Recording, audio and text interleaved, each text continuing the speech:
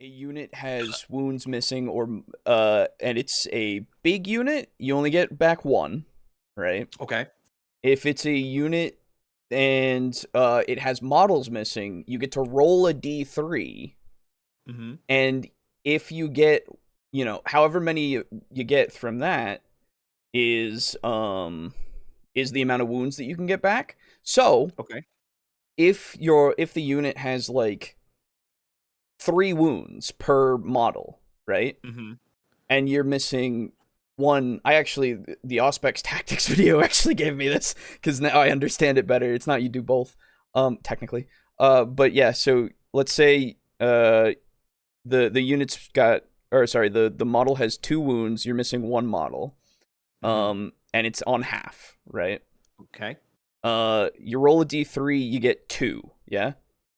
Okay. You add 1 to the one that's wounded, and then you put the other one into the model that you bring back, right? Okay. So potentially you could just roll 2 on like a 3 wound model, and if it was missing 2 wounds, you just get the 2 wounds back, and that's it.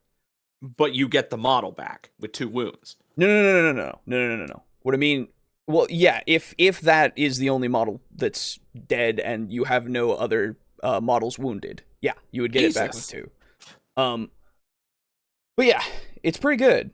Yeah. It's not super broken because like it's only on your command phase and if you have that resurrection orb, right? Or if you use the stratagem. Yes, or if you use the stratagem, but unless you're using it for free on the one unit that has the for free from the one overlord, because the only one that gets that is the overlord. Okay. Otherwise it's the 1 CP, right? Yeah. And honestly, you don't get that much unless you're not spending it, right? Yeah, that's fair.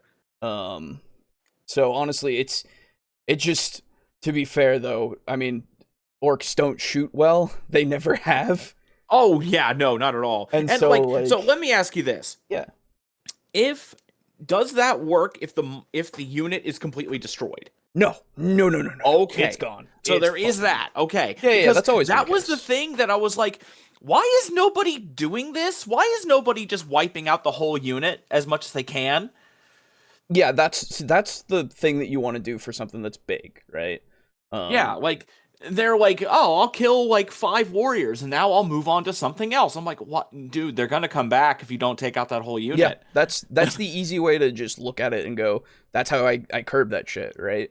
Yeah, you just wipe the unit out and then there's no coming back from it. Yeah, exactly. Especially for so at least there's that. Yeah.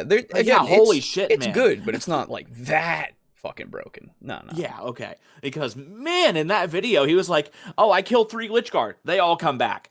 I kill, like, 10 warriors. Yeah. They all come back. And he was not able to do shit for a while. That was like, fucking smart fucking play. Because the other thing is, so I realized, because once he said that he also had Feel No Pains on his Lich-Guard, I was immediately like, how did you get that? Wait a minute. They only have the 4 invuln because of the shields. What the fuck are we doing? And then I looked and I was like, oh, he added the Cryptech, the Technomancer Cryptech to it, who gives a Feel No Pain. Okay. And the way that it works for them is if you have a noble unit as your leader on one of them, you can also attach a Cryptech of one sort or another onto there. And so you can have 2 leaders, basically, on that unit, which is really fucking good. And then I was like... Oh, wow. Yeah. You can do that for I think a lot of armies do it that way. Jesus.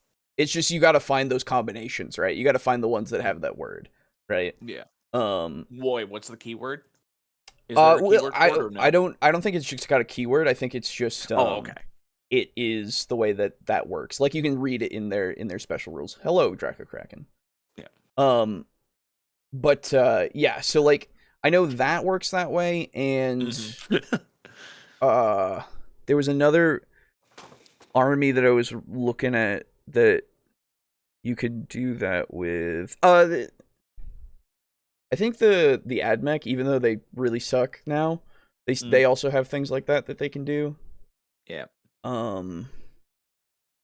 Plus there are some units that, like my Crypto Thralls, they can attach to a unit that's led by a Cryptech unit. or yeah, a cryptech unit for free, so they just become part of that model too. Mm. Or part of that unit, excuse me. Yeah. So wait, for free? Does it cost anything to do that? They still cost points. It's just they are now also a part of that unit. So like, if you did you watch the game that we played? I watched a bit. I watched from the beginning of the actual gameplay, so I missed all the startup. Okay, fair enough. Well, so the if you saw, my warriors had those crypto thralls just attached to them as well. And that's because you can also attach them to a unit if a cryptech unit is attached, which is super good, because then you also have them as additional bodies, 1, and 2, they're like a melee unit, which is pretty good for when, you know, you gotta charge into things. Yeah. Man, honestly, like, the fucking 10th is cool, you know? It's got like a lot of good stuff. I don't know if you watched the video that I posted in our Discord, that I linked, that Bricky did. No. Okay. Basically, his entire point is there's a very solid foundation, and there's just a lot of like bad shit as well that is bad for like a lot of the keywords, the way, like, some of the keywords like devastating wounds and something else I can't remember now. No, I think it was anti. Oh yeah, the anti rule. Yeah. Yeah, that plus that on like really powerful weapons can make it so that you just devastating wounds and anti. Yes, thank you, Draco Kraken. Yeah, you just delete whatever you shoot at if you have the anti rule. Yeah, but you can do that against units that it's not meant for, you know? Like you know how some units are specifically made to be like a tank killing unit or something like that, right? With their guns. Those guns also do that to just like infantry, just because they're fucking that good, right? Because it's just that gun's profile. Yeah, exactly. There's a few problems. There's a few problems with keywords, which is unfortunate. But that's something that can be fixed pretty easily, honestly. Honestly, like everything that's kind of broken with the game so far, because technically, well, I know that Auspex Tactics talked about a squad of Terminators being able to do 44 mortal wounds with 2 CP. Yeah, stuff like that. Yeah. And then they patched it out. Was that the Deathwatch? Yeah, that was the Deathwatch thing, wasn't it? Yeah. Yeah. I didn't really look into it. I just saw 44 wounds, 2 CP. They apparently, and then the video after it said patched out. Yeah, you know? they apparently did that in 2 days, which is fantastic. First off, yeah, that's good. So like, but that's one of my things that I'm kind of citing is like this edition seems extremely easy for you to patch, you know? Yeah, because the keywords are easy to change. Yeah. Plus, with all the stuff being online, like, it's real easy to just roll it out. I don't know how the actual codexes are going to be, because those are also coming. I don't know if those are like real book codexes or if they're also going to be just files and PDFs and stuff. Online stuff. Yeah. Indirect fire is also a problem. Yeah. So, the other thing that he was talking about is indirect fire is too good. Because it's always been good. Yes, well, that's the problem, right? It's always been too good. It makes it so the game is less fun. But now, units that have it are really cheap a lot of the time. My Hearthguard aren't. Good, because that makes it so that you can actually, like, not field 16 of them. Because, like, he was talking about wyverns and manticores from the guard, where some people will play guard with just... They will table you from the corner, basically, right? Yeah, I can see that. Yeah, because they're like 90 and 110 points each. What? Yeah, exactly. That's bullshit. Yes, exactly. There's a lot of problems with that. Let me look at this shit. Hang on. I still have those Tyrannid fucking data sheets, I think. Where the hell did those go? Oh, yeah, those don't have points on them, though. Yeah, but it has the stats for true. Where did I put? I think I have the guard one, so I'll pull that up. Yeah, maybe I don't have it anymore. Where the hell would I have put it? I think I downloaded a bunch of them. Yeah, I also have NIDS. Oh, okay. Well, then you could look it up. Yeah, I'll look it. Hive Guard. Tyrant, Hive Tyrant, Swarmhunter, Broodlord, Winged Tyrant, Tervigon, Old One-Eye, Tyranid. Tervigon, Swarmhunter, Gargoyles, Ed. Tyranid Index.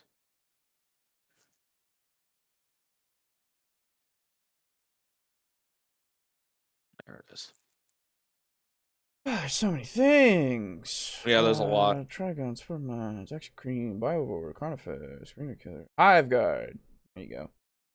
So the one you're looking for is the Impaler Cannon. The Impaler Cannon, indirect fire, 36 inches, 4 attacks, hits on a 4-up, strength 5, -1 AP, 1 damage.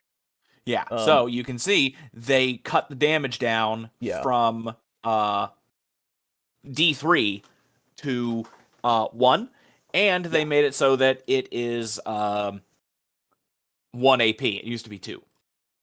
Oh, okay, yeah, that's way better. And also, that 36 inches, that is actually an update. When the indexes first came out, it was 12 inches. Oh. They tried to nuke these things, man. I mean... into, like, worthlessness, basically. Give him, like, 18, and that's fine. That's, enough. Yeah, so let's see. Yeah. Okay, yeah, here's, like... Yeah, see, and they made the shot cannon, like, really good. Anti-vehicle 2. And damage 3. Strength 7. They actually made it better in every way except for the number of attacks. Yeah. Yeah, fucking Manticore's indirect fire is 120 inches, first off. Sure. What the fuck? It's an artillery weapon, sure. Whatever. But, like... Where's my Exocrine? Well, and then it's a D6 plus 1 attacks. My Exocrine has a range of 36, and that's my artillery. Yeah. Fucking 4-up hit, strength 10, -2 AP, 3 damage. Like, flat. Jesus Christ. With the Storm Eagle rockets. Yeah, it's way too good. It's way too that's fucking insane. Good. And like he was saying, one of the things you can do, which isn't the greatest thing that you could do, but one of the things you could do is just up points, right? And then, make it so it's more expensive so you're less likely to have it, right? It's not great, but it would have less, at least. Yeah, it's not a great solution, but it's definitely something that could help, right? Holy shit. The Psychophage is really fucking good at killing Psychers. As it should be. Anti-Psyker 2 and Devastating Wounds. So on everything other than a 2, everything other than a 1 is mortals. Yeah, exactly. And it does 2 damage with that attack. Yeah. Holy fuck. It's D6 plus 1 attack. Yeah. Hitting on 3s. Jesus. Yeah. All mortals, basically. Yeah, no, your Psychers are fucking dead. Yeah, exactly. Yeah, so, like, by the way, hello, everybody. Hello, Lux. Hello, Mog. Yeah, we're talking about Warhammer. Yeah, indirect, ironically, I can barely get indirect fire in Advanced Wars to be useful at all. How is the new Advanced Wars port? I saw that was 1 and 2 got ported to, like, the Switch, I think. Those games are good. I hope they're still good. I played Battalion Wars, which was kind of like the wasn't that the more, like, gritty one? Not really, no. But it's basically it's the console version of Advanced Wars. Oh, okay, basically. that's not. Yeah. Auspex just. Oh yeah, no, those are like the tactics games are just really fun. To be fair. Yeah. Auspex just dropped a video on towering and terrain with windows slightly, citing a similar issue to the indirect fire. Yeah, apparently towering for like wait, what's towering? Well, I was gonna say towering for like Titanic units like knights and stuff. Apparently there's a problem there. I don't know what exactly towering gives, but I will look it up right now. Yeah. Oh, okay. Yeah, because I didn't even know what the hell towering was. That is fair. I'm guessing it just has to do with how tall they are as Titans. Towering, key 40k. Okay, so let me see where. You're okay. None of these are telling me anything. Awesome. Can you just look at the knights indexes? Oh, true. Knight cards. That should get me there. Still crazy to me that the knights are basically just their own faction. Yeah, it's awesome. Yeah, it's really cool. Yeah. Oh, Draco Kraken's got me. Yeah, Draco Kraken, you play knights. Towering means that I can shoot you and you can shoot me as long as we can see each other. Yeah, but doesn't it also mean that you can always see everything? Isn't that kind of the problem? I don't remember. Let me find it. Maybe that's what it is. Yeah, because if that the first thing you said is basically how the game works normally. Yes, exactly.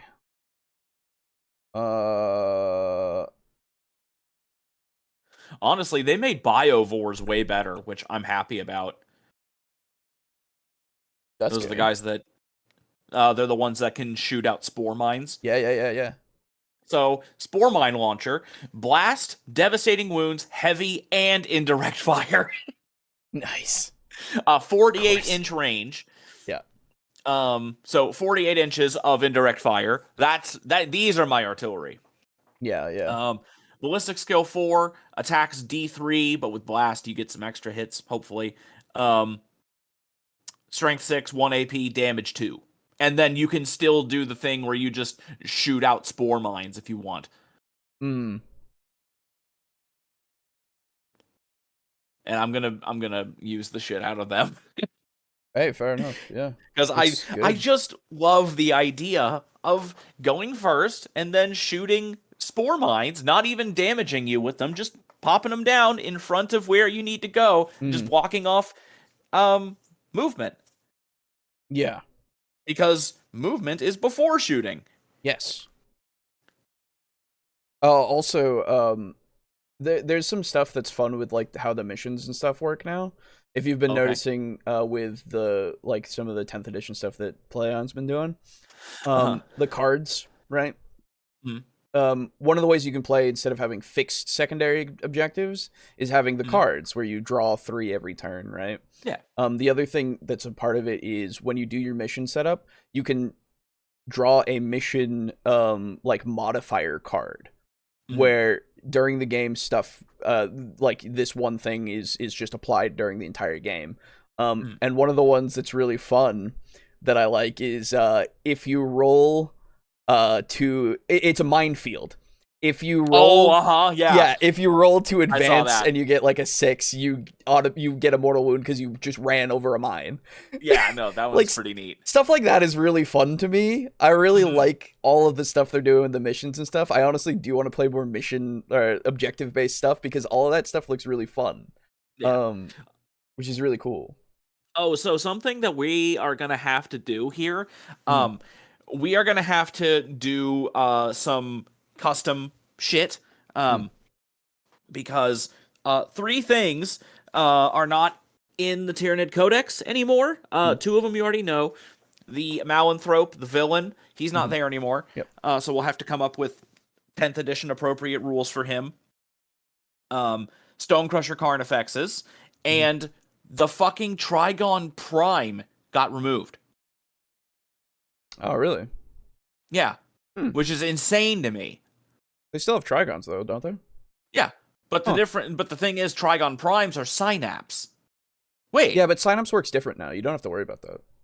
It's still important. It is, but it's like so much like it's less I would think it's less relevant for the Prime at least. Like it's good, but like you can get Synapse for so many things and distribute it out so easily. Wait, how many? Okay, so wait, why do the Tyranid faction have Synapse on everything? Why is everything saying Synapse? Like on the right hand side of the unit cards, you've got your abilities, you have core, then faction, and then your abilities and stuff. Yep. All of every single unit has Synapse in it. The way that Synapse works now, as far as I am aware, is that everything can have Synapse. You can give it to anything. It just makes it so that your leadership tests now for Battleshock they're on 3d6s instead of 2. Yes. Yeah. Which that's like the only thing that's different now. I think that, or that's the only thing that it does now. I don't think it's important as much anymore. I think you can have things out of Synapse super easy. I'll check. I have my because I know that Synapse is less useful now, but I could have sworn there was some part of like you have don't you still have minuses if you're attacking the thing that's like not as not the closest unit? I don't know. Let me check. Kids, go back to up here, maybe? Synapse. If your is that army just faction, in the index? Oops. Yeah, if your army, it's the first page. If your army faction is Tyranids, while the Tyranids unit from your army is within 6 inches of one or more Synapse models from your army, so literally everything, that unit is said to be within Synapse range of your army. Each time a Tyranids unit from your army takes Battle Shock test, if it's within Synapse range of your army, take that test on a 3d6 instead of 2d6. Yeah, you don't get any minuses or anything. Synapse is literally like just for Battle Shock now. Okay, I didn't know that. Yeah, you're good. That's really weird that, like, why do so many things say synapse, but then not everything has the keyword synapse? Probably because you can, again, give it synapse. How do you give it synapse? Like with synaptic linchpin, I guess? Yeah, stuff like that. But it is an enhancement. Doesn't that... Hold on. That's an invasion fleet detachment rule. I don't know if that's a... You have domination of the hive mind for the Swarm Lord. So if you're looking at the Swarm Lord... Yeah. Yeah, I see faction synapse. Yeah. Yeah, but then if you scroll down, basically everything has that. Yeah. So that's the keyword, or sorry, that's the army-wide rule. The synapse rule that we just read. Yeah. That's it. That's all it means.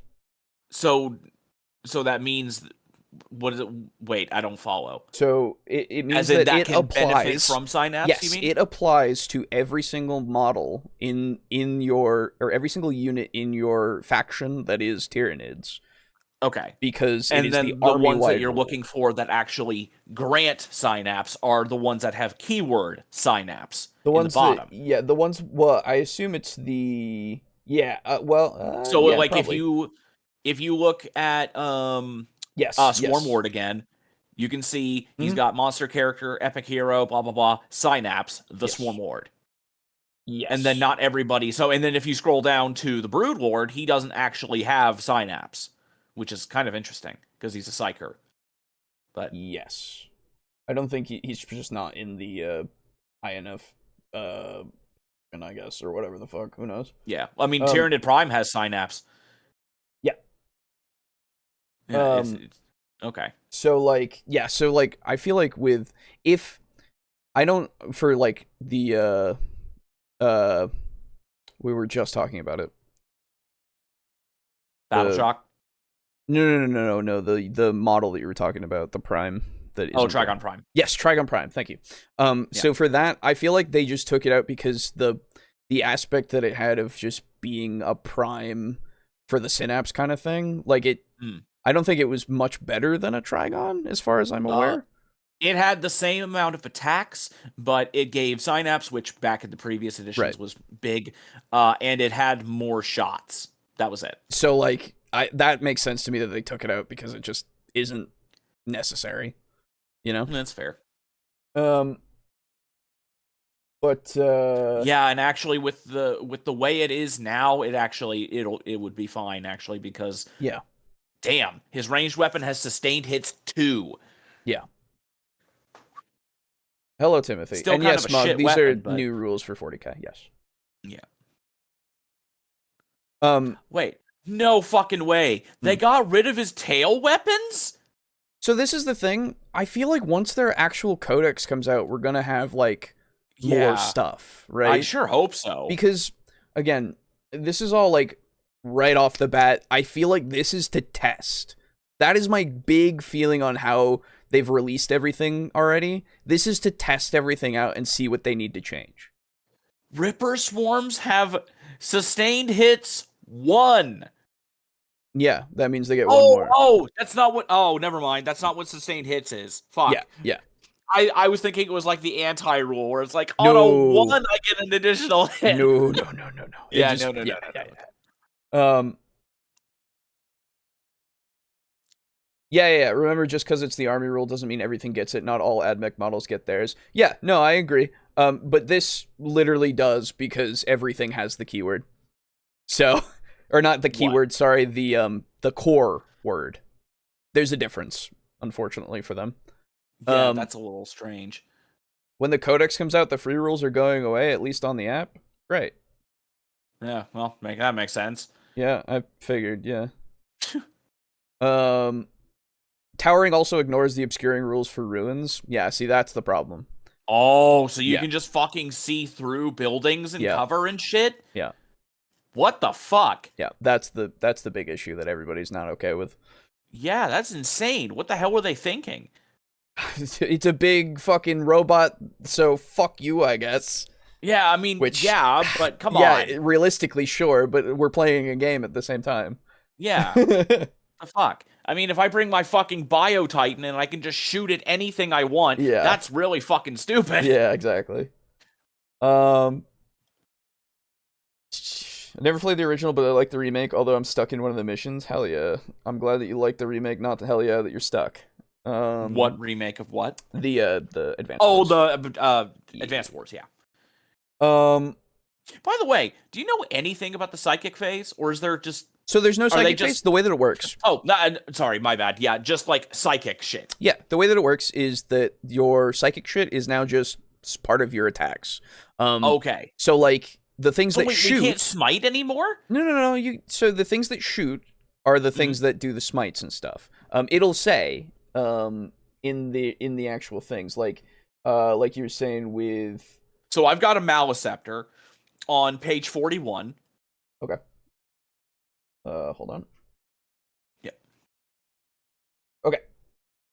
So you see his range weapons, Psychic Overload, Blast, and Psychic. Yes. So what that means is that it is just that. It is a psychic weapon, and some things will be affected by psychic, like being psychic, so you can kind of affect them in different ways, depending on your faction. Because I know when I was fighting Rico, he had like his Cabal points that he could do shit to his psychic weapons to make them stronger and shit, right? Okay. And like, yeah, if it's a ranged weapon, it does it in the shooting phase. If it's not a ranged weapon, it does it in the fight phase. You can do psychic weapons, right? And so there's not, like, we don't cast spells anymore. I think some of them still work that way. Okay. It just depends on the model, right? Yeah. That's very strange to basically just get rid of, like, spells and just turn them into weapons effectively. I mean, it's the same thing. It just means that you get to do them more, basically. Oh, I know. But, you know, it's just going to be fucking weird not doing, like, Perils of the Warp and shit anymore. Yeah. Like, no more Onslaught, no more Smiting, no more Zahora, no more Paroxysm.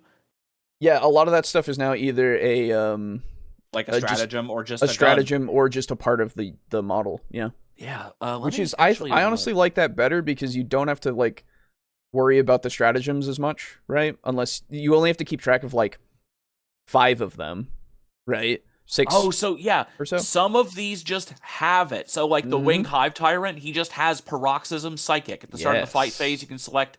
Okay. Yeah, so that's how it works. Now okay, so you do still have more you do still have Perils of the Warp. It's just on a 1d6 on a 1 you take D3 mortals. Yes, exactly. It is built into units now instead of it being its own thing. So you don't, like, with these data cards and stuff, you can just look at it and go, oh, this is how it works, just without having to flip to the psychic section of your rule book, you know? Mm-hmm. Which is fantastic, honestly, in my opinion. I really, really like everything they've done to kind of put everything on one card and just go, you're ready to go, right? Aside from the stratagems, which you can just print out on a single sheet of paper, probably, if you really need to. Or just keep it open in a window or something, you know? It's real good stuff. Why are you crying, August? Stop. CR fix, with what? Oh, don't worry, Timothy, we'll get to it.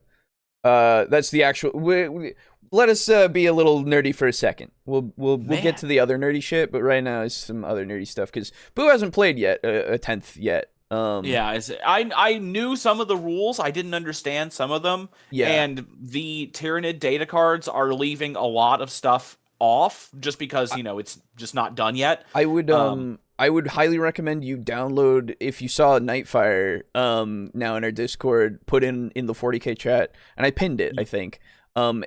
just a brief description of like all the keywords and stuff. Oh yeah, no, I knew the keywords. Okay. Because I watched that Auspex Tactics video where he did all of them except for towering. Gotcha. Because I didn't even know that was a thing. I think that's more of a core thing or something. I don't know. Man. It's so sad that like the Tyrannid characters, like they can barely, like they can't like lead anybody, basically. Really? So like the Hive Tyrants, all of the Hive Tyrants can only lead Tyrant Guard. The Broodlord can only lead Gene Stealers, which that makes sense. Oh, yeah. The Neuro Tyrant can only do Neurogaunts or more Tyrant Guard. Mm-hmm. Yep. And then the Winged Prime is the only one that has a little bit of wiggle room. He can do warriors with Tyrian warriors with ranged, warriors with melee, or gargoyles. Mm-hmm. Yeah, that's the same. It. That's the same for how Necrons are, really. Oh, really? Okay. Yeah. Overlords can only do warriors and immortals and Lich Guard. Oh, okay. And like, yeah, I can't do it with like a command barge, or the Scorpek Lord can only be with Scorpek destroyers. Like, it's all the same. Don't worry about that. Okay, that's good. Yeah. Since I hadn't looked at everybody else, I didn't know if I was like, oh, I can't lead anything. To be fair, though, we are looking at like mid-tier armies. I don't know how any of the higher tier fucking anything honestly, are. I wouldn't be surprised. Probably the also Space Marine lieutenants can lead every single different unit in the fucking. I wouldn't imagine so, but they're still really fucking too good because of what was it? Devastator fucking Marines, I think, is the problem. Because of indirect fire. Oh, they could fucking hell. Yeah, it's a whole thing. Yeah. The towering rule was to fix the problem where some units could shoot at the towering model, but it couldn't shoot back. How the hell is that even possible? Not saying it's better. Yeah, no, that's fair. That doesn't make any sense. Well, so if that unit can see your Titan and the Titan can see that unit, it's a straight line. Yeah, but I think I think it's more they probably did it from like the head of it or something. I don't know, dude. Oh, people being cheap and shit. I don't know how. I honestly don't know how it is. Yeah, it's like people shooting the tip of the gun when it's just around the corner. Yes. Yeah. Fuck off. I would assume I wouldn't do that to you. If well, you're an orc, that's if the way your that orc model has a big fucking choppa raised above his head, and he's behind a wall, I'm not going to say I can shoot him because the choppa's over his head. Right.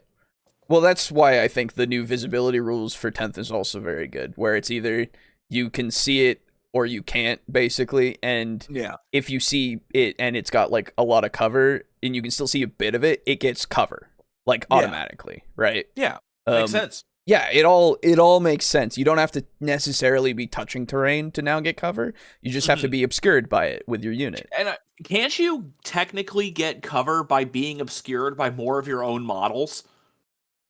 I don't know if that's a thing I think potentially that's still a thing from like if you have like a vehicle in the way potentially.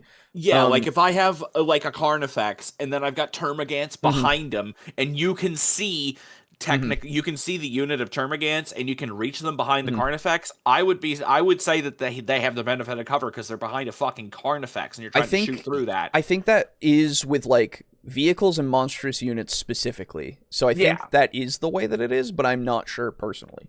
That's because that's how we've played it before, and I honestly prefer it that way. That sounds fine to me. Yeah, because that just makes more sense to me. Yeah. Bigger target, fucking get hurt before little target makes sense. Yeah. But yeah, not saying it's better. Yeah, exactly. I don't know. It's a weird, like, I see what they're trying to do, but with the balancing and stuff in the actual play of it, they didn't know what they were doing. Yeah. And they don't listen to, the highest in the tournament brackets probably. So at least according to the videos that I've been listening to, they just kind of balance things on their own, which okay. You would think that you would go towards like the tournament people who are literally winning and know how the game works, like to a fundamental level. Very skilled. Apparently, the Art of War, that team wins all the fucking time, like all the time. So like they should be, pretty influential on saying, well, this is how this works because this is how it works. Yeah. Um, But no, apparently not. anyway, as for campaign length, I guess as long as your story needs, I guess. Yeah, we'll get to it. Believe me, we'll get to it. Speaking of remakes, I'm also pretty excited for the Super Mario RPG remake. Yeah, that's gonna be a cool thing. I hope it's That'll be not neat. trash. Yeah, It's hopefully hard they to don't fuck it up. It's hard to fuck up, to be fair. It's an RPG. It's an Well, RPG. It's like literally, it's just like super hard to fuck that up, at least, because you just need to make things fight each other turn based. What? Oh, right. Yeah, no, it is turn. Yeah. Yeah. Very hard to fuck that up. Because I was gonna say, what about Fallout 76? But yeah, no, if it's turn based, no, I think you'll be okay. I mean, to be fair, it could ship with tons of bugs and be completely unplayable, and that's how they fuck it up. But honestly, I doubt that much, at least, because it's not a Pokemon game. Yeah, it is. It's Mario, so yes, they care. Actually do kind of care about that. They care. No, they super care. They'll still fucking get on your ass with lawyers if you do shit with Mario. They care. That sounds cool. I heard Super Mario RPG was good. Yes, it is. I still want a copy of the original SNES cart. It sucks because they're probably gonna remove like the Final Fantasy stuff, like that hidden boss. Oh, I remember that. Yeah. Yeah. It's going to be amazing. I hope so. Gino's model looked like I saw the a thumbnail. Yeah. And man, Gino looks fucking cool. Yeah. Apparently Imp Knights are top tier right now. That makes sense. Well, honestly, kind of good for them, because I always heard that Knights had a lot of trouble. Really? Yeah, I heard that. Maybe it was wrong, but I don't know. Yeah, I never really get to see them played. That's true. And I'd love to see them like be good enough to get some fucking play. Yeah. The typic gun thing sounds weird and unfair. Again, I don't know if that's how they were doing it, but apparently that's it, it was something fucky, so who fucking knows, really. My Knight Tyrant can provide cover to my war dogs, but that is a listed ability. Yeah, I think cool. There's something in some of them that might say that they can, but I don't know. Yeah. I'd have to really look into it. I've read the core rules like one time. I hope they make like the Hyrule good again, because they were kind of just eh. They are 305 points now. What? Yeah. Okay. Why is my dude? I want them to up my Doomsday Arc points. My Doomsday Arc is 185 points. You want them to up it or down? Yes, up it. It's too good for 185 points. Give me like a 225 maybe, all right? It's got to be at least 200. It is too good. Why is it so good? Cannon is 72-inch blast D6 plus 1, I think.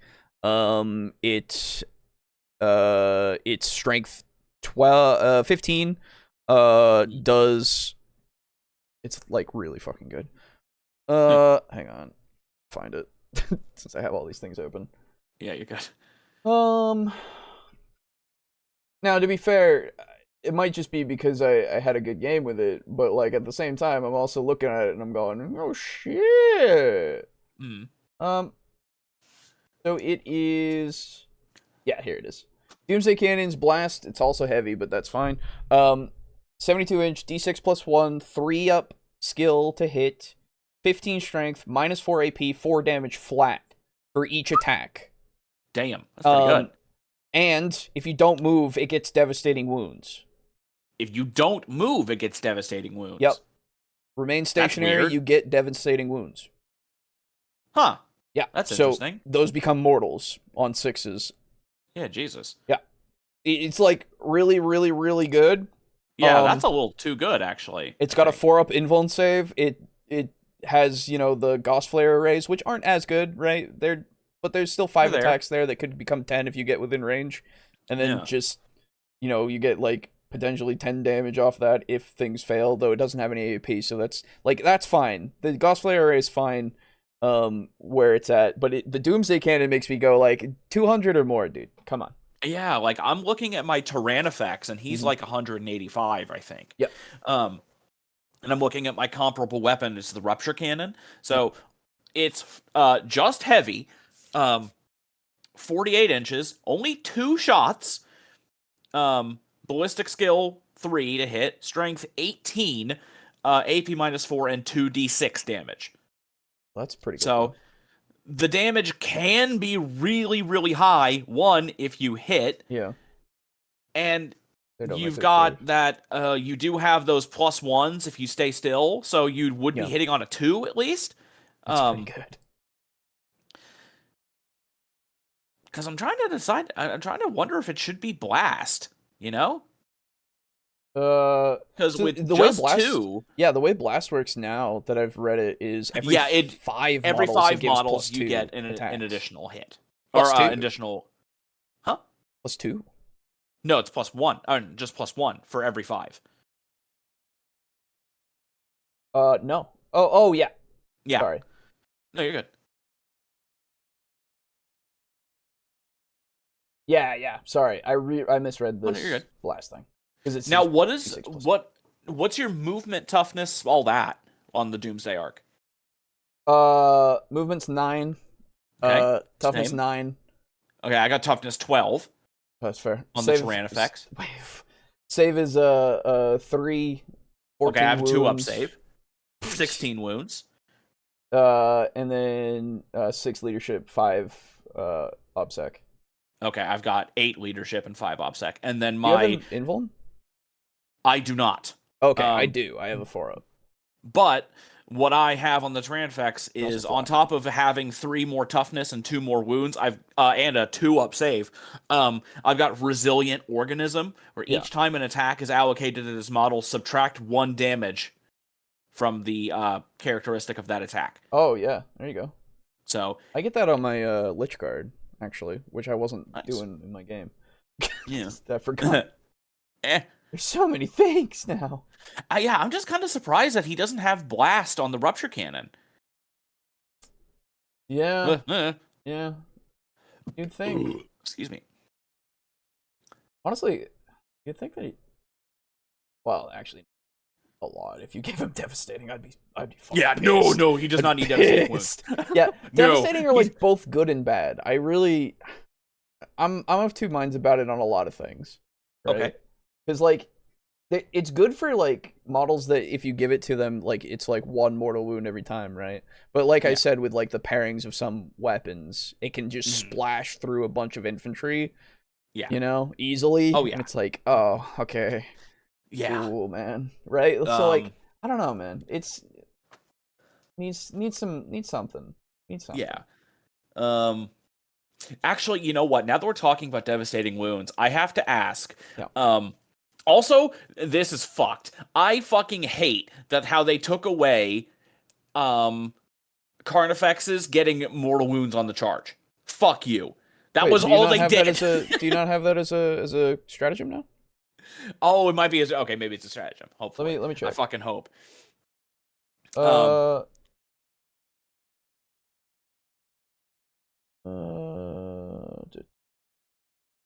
not that. Oh, you do get. Hey, you get more things too. Endless Swarm. It's just for my shittiest units. It's just for Termagants and Hormagaunts. It's for Endless Multitude units. Yeah, I see them.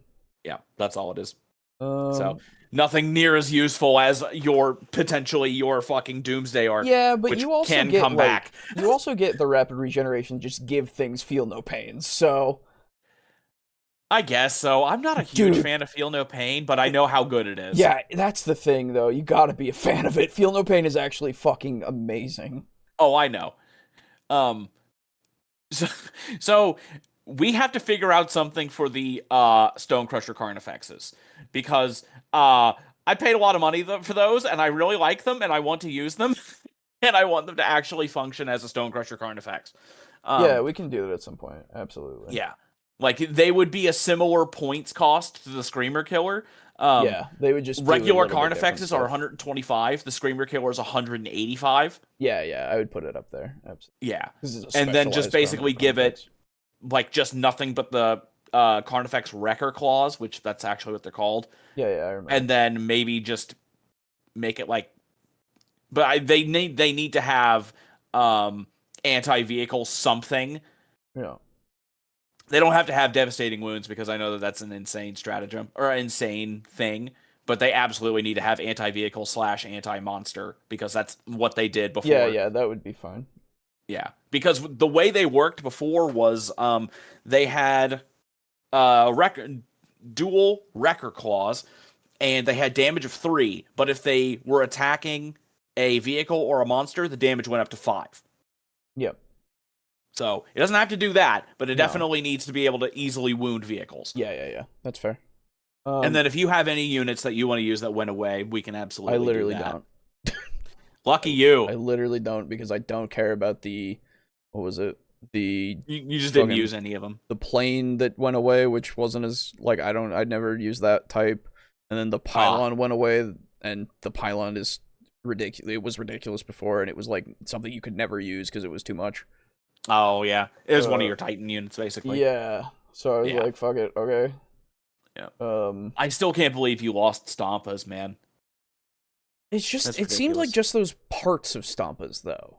It was custom Stompa. Yeah. It's those parts, though. I'll go look at because I'm pretty sure Stompas still exist. It's just, I hope so. It's just bits of them can't exist.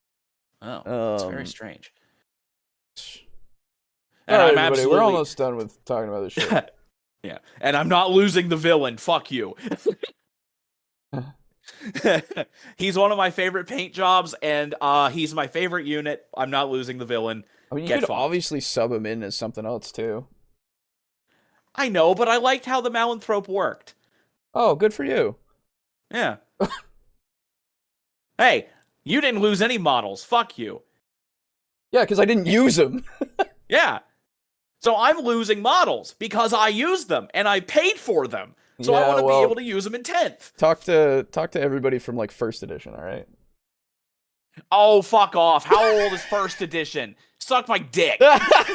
Oh, okay. Let's talk about 8th edition, I guess, then. I don't know. There we go. See, now that's a better version. That's a better way to say that. Well, it's the same fucking argument.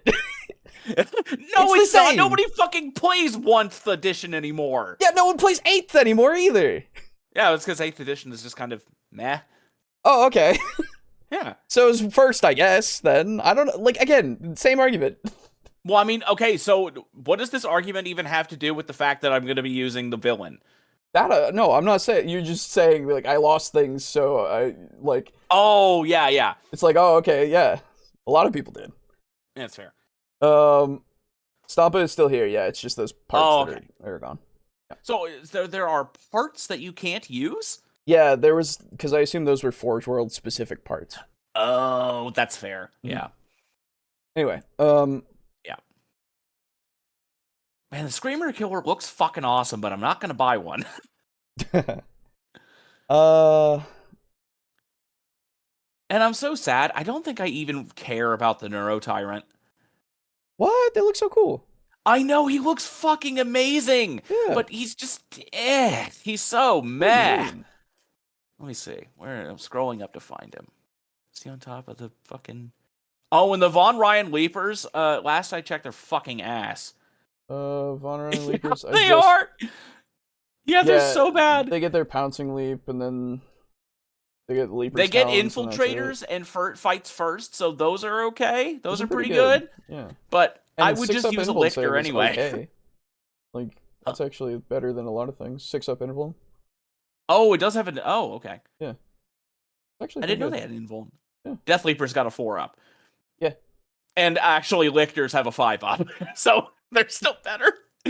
And they still have fights first and infiltrators. Oh, yeah, they're definitely better. Absolutely. Yeah. So it's like, why'd they even bother making it? Yeah. Yeah, the Neuro Tyrant has its Psychic Scream, right? Ignores cover, fucking which is important in this edition.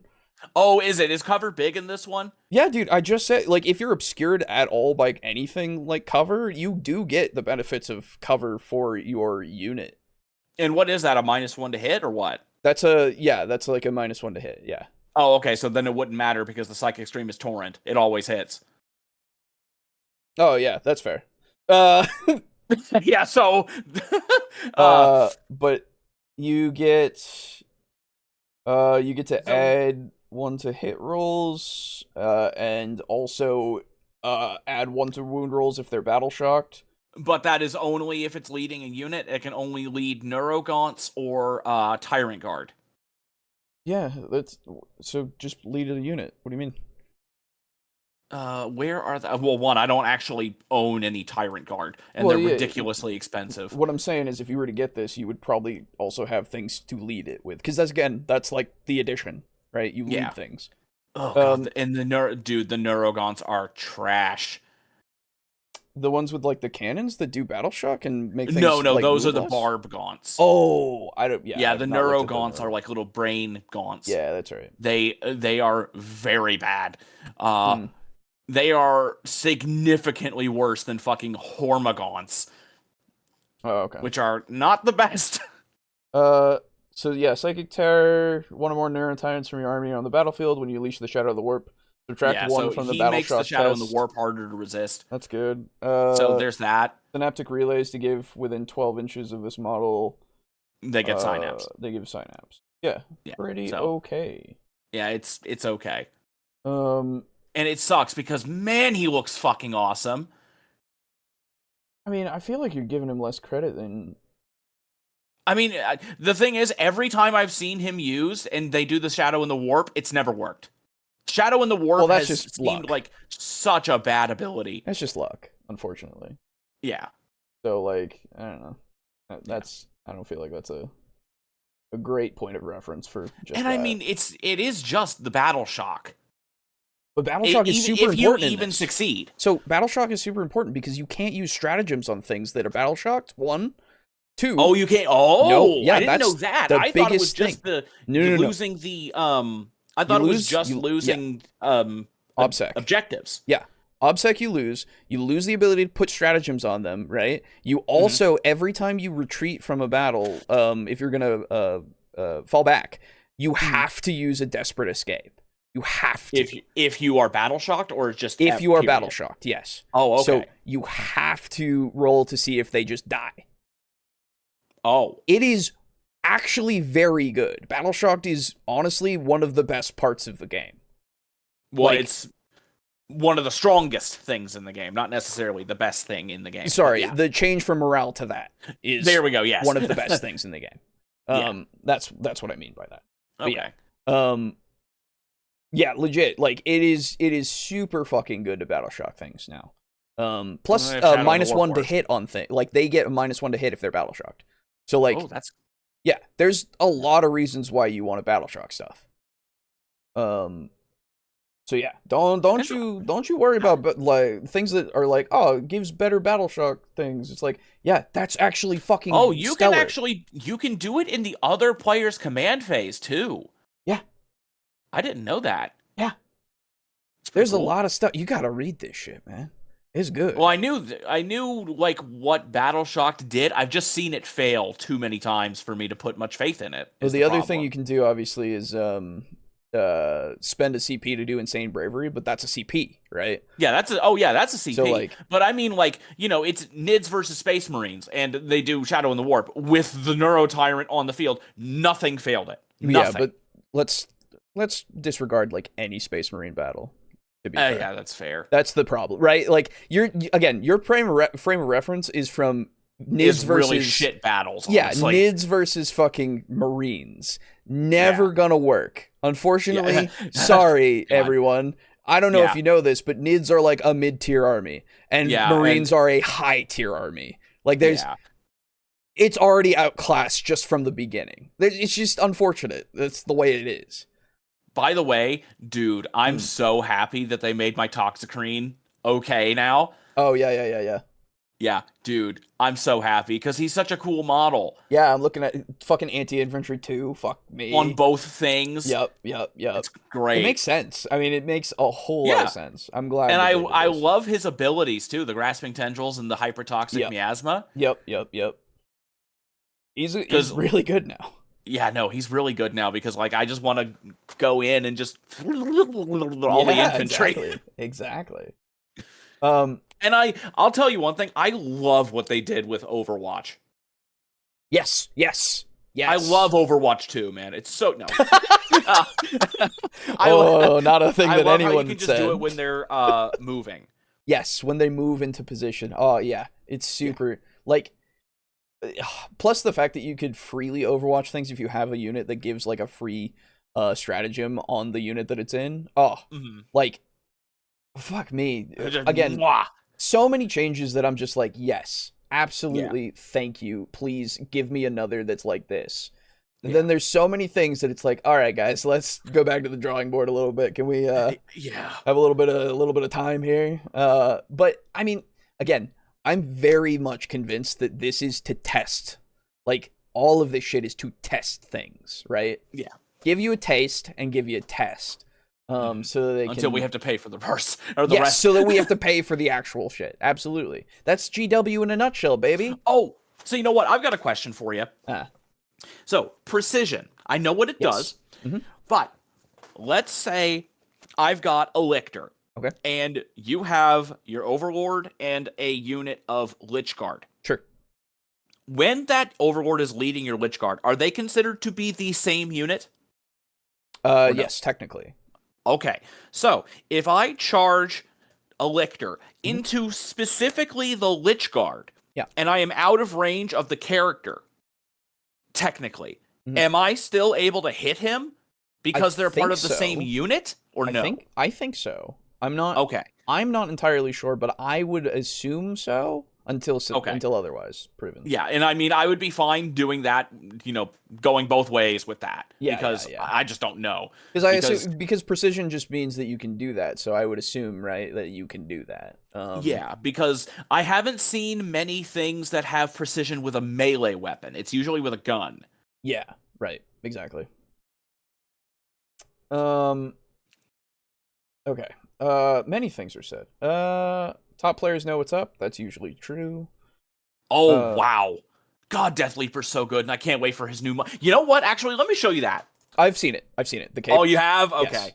Yes, it looks so cool, dude. I also saw a little comic that was by a guy on Twitter named, I think, Mick or something. He does like 40K comics, and so they're kind of cutesy sometimes. And he does these really cool ones that are cutesy, like chibi the chibi gods, but also he'll like sometimes juxtapose in like actual like art of them being creepy and gross and shit, doing horrible shit in the same comic, which is great. Oh, I know exactly what you're talking about. Yes, okay, good. I saw the one with Nurgle. Yes, that's the one I'm thinking of. Absolutely. It's so good. I love all that shit. But I saw one that he did for Slanesh, who was like, I need a new cape, and went and just ripped it off the fucking Death Leaper. Aw, damn it. Bullshit. It makes sense. Because, like, it's purple. And it's, dude, I just love how it's like, everybody, at first, I was like, when I saw it the first time, I'm like, what the fuck is he have? Why does he have a cape? And then the first comment was like, dude, it's like an octopus's mantle. And I'm like, yo, it actually is. Yeah. You can fuck it up. Unless they're the Pokemon card game, they don't care. I would super argue for Mario, though. Nintendo really does care about Mario still. It's their moneymaker. It's their casual moneymaker. That's the other thing I lost. What's up? My Dimacron. Remember him? Yeah, I do. Fuck that. Fuck, man. That thing was way too good. I think it was $169. It better fucking be good. Yeah. God damn it. Oh. I'm not gonna cry for you. I'll cry for me, don't worry. Okay. You always fucking won anyway. Get fucked. I won one game, and it was because of him. Yeah. You had to pull out bullshit. Yeah, I get it. It's not bullshit. He was so powerful, dude. It was crazy. Well, I mean, okay, think of it this way. Even with my overpowered, like, stronger Hive Guard, I would still lose. You never got to use your Scorpec destroyers, granted, but you still won every time. I honestly don't remember winning so many times. But I think of the 6 games we had, you won 5. The only time I ever won, other than with the Dimachairon, was because we did not understand a rule properly. Really? Yeah, and so I don't count that one. That's fair. Yeah. Honestly, it would take too much time to look back, but I'll trust you. I remember every time you beat me. I carved it into my fucking arm. No. Hello, Zaz. Jesus. All right. Yeah, no, very angry. Honestly, I don't remember. And that's fair. It's been a long time since we played. It is true. It is true. And dude, I have $5 in my bank account. I want to buy a Maliceptor, but I can't. Brother, I have money, and I keep looking at many things, and I'm like, oh, I have to worry about things in the future right now that. But every time I look at things, I'm just like, oh man, I really want that Technomancer though, because that fucking 5-up Feel No Pain on those Lich Guard would be fucking sick. But anyway, I can't think about it for too long, otherwise I will get the urge. Yep. As long as it's faithful, they won't fuck it up. It looks pretty faithful. That's the thing. So I wouldn't use that as like a rule for many things. But for something like this with Nintendo, even so, I don't know if I would put my faith in it just because it looks faithful. That's all. Yeah, we'll just have to wait and see. Yeah, exactly. That's all we can really do. I remember Paper Mario. Fuck yeah, Paper Mario. Hell yeah, dude. Paper Mario was fantastic. I was one of those dumb kids, and when it originally came out, I was like, it's paper, but it's Mario? That sounds stupid. And I never played it until I was older, and then I fucking loved it. You dumbass kid. God. I know. I didn't have Nintendo when I was a kid, so I never got to play it. But I watched people play it. I had PlayStation. I watched people play it, and I was like, fuck, that looks so good. And I've been wanting a copy of Thousand Year Door for years. Good game. Yeah, man. I also want a copy of the original for 64, but I need to get a 64 as well. Cause fuck me. Anyway. I doubt they'll remove Culex Geno's in it, and Square owns his character. True. Wait, Square Enix owns the character Geno? I didn't know that. It was the collaboration of Square and Nintendo, so. Oh yeah, but I figured they. I don't know. I figured Nintendo would have been like, yeah, we're not making this game anymore, so you can go ahead and sell us the rights, and we'll give you some money for a game you don't give a shit about. It's like, okay, no, I doubt now they're mine. Square's pretty savvy though. Like Square will keep that little piece of pie of Nintendo. That's a good investment. Fair. That's a good investment. Absolutely. Yeah. 305 points. Come back when 2 of your models are over 400 points. Dude, I would be fine with that because Titans and stuff costing so much points, it makes sense because they're so big and they got so much, right? Yeah. And I'm fine with that. Like, I honestly do want to get Titans at some point. Because I've got my Bio Titan, I'm good. They're so cool. Yeah. I want those. I want a Stompa. I'm gonna die. Anyway. Yep. Oh, I also want a Morkanaut and Gorkanaut. Fuck me. You want both? Yeah, of course. They look cool. Jesus, man. It's the same kit. You can just make one or the other. I thought you meant you wanted to have one of each. No, I do. Oh, okay. Yeah, you're right. How much is that one anyway? Is that the really expensive one, or is the Stompa the one that's Stompa's the real expensive one. Oh, okay. Yeah, the Morkanaut and Gorkanaut's like 90 They're or the something smaller like ones. that. Yeah. Okay, yeah. Never mind. I thought you meant the big fucker. No, I would only get one of those. Yeah. Never be able to use it, really. Yeah. Well, unless you and I just did like a fucking Titan / Monster Mash, which would be fucking sick. I'll bring my Bio Titan, my Hyrule Duels, and I'll bring a whole bunch of heavy shit. Yeah. Aiden's on time off. Yes, Aiden's on time off. As for Forge World models, at least you're not a Custodes player. Boo, they lost a lot. Yeah. Oh, I heard about that. Yeah. That sucks, man. And Chaos. Fuck. Yep, also Chaos. Yep. They lost every single thing. Yeah, we looked at that the other day, didn't we? That was not good for them. I really hope that they get their demons back. Fuck. They fucking better. If they don't get an updated Bloodthirster at some point for Korn, I swear to God, because I really want to make a specifically Corn Demon army. Like, yeah, no, dude, I wanted to love make that shit. Zinchi and Demon army as also well. them, fuck me. Dude, I love the horrors. They're so fucking funny. Dude, yeah, they just pop into little ones and all that. Well, no, it's the difference between the pink horrors and the blue horrors. Oh, yeah. Pink horrors are like always laughing and giggling and like having a great fucking time, and then as soon as they get shot, they turn into a blue horror. They're always super fucking depressed. Yes. They're like, fucking, I don't want to be a blue horror. Yes. Who did this? I'm gonna fucking kill you. And then like fucking just mopey. It's great. Then they become yellow horrors. A brimstone. A brimstone. Sorry. Yes.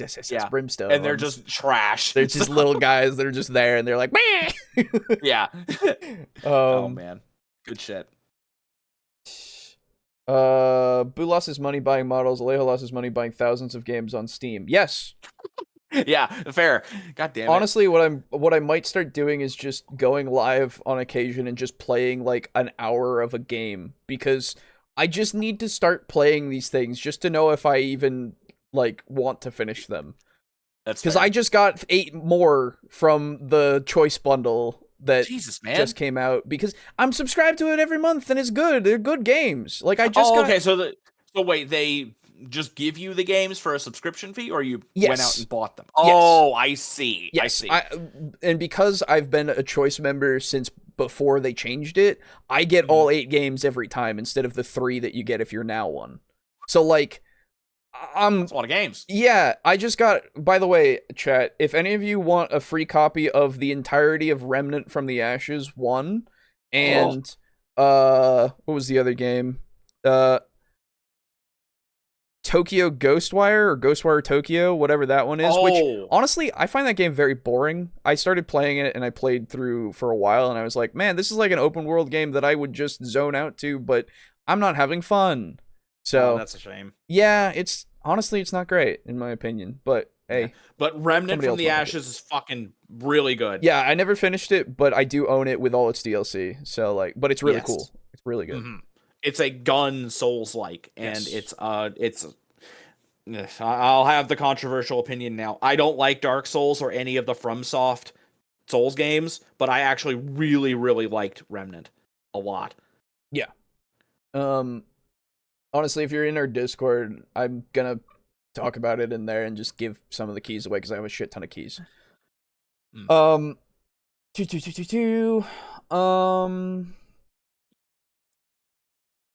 A video game version of the 40K tabletop would be great.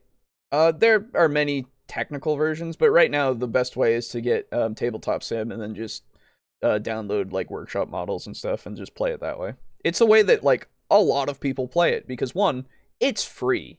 Well, except for that $20 entry fee.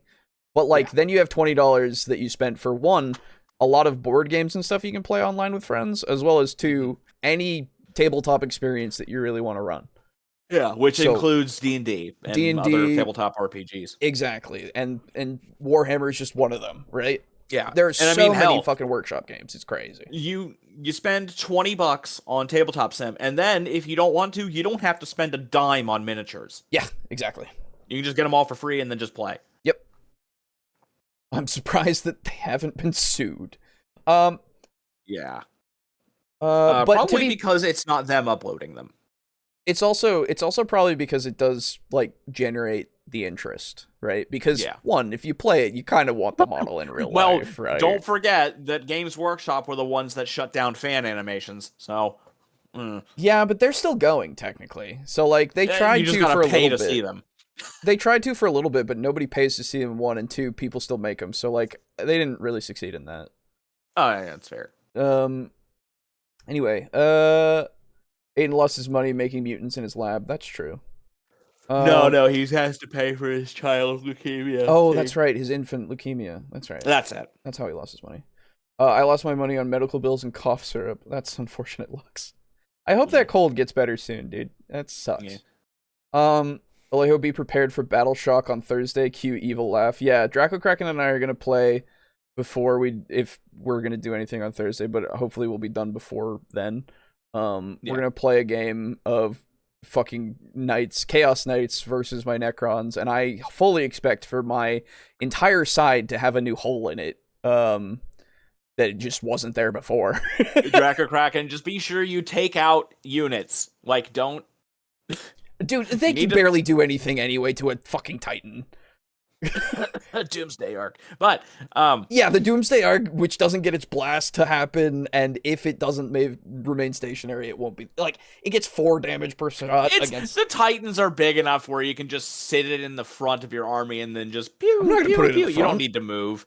I'm not gonna put it in the front, it's gonna be in the back. But also, they're gonna be able to shoot you regardless, too. Yeah, and so I'm gonna be able to shoot them regardless, apparently, so... Oh, yeah, that's fair. But, like...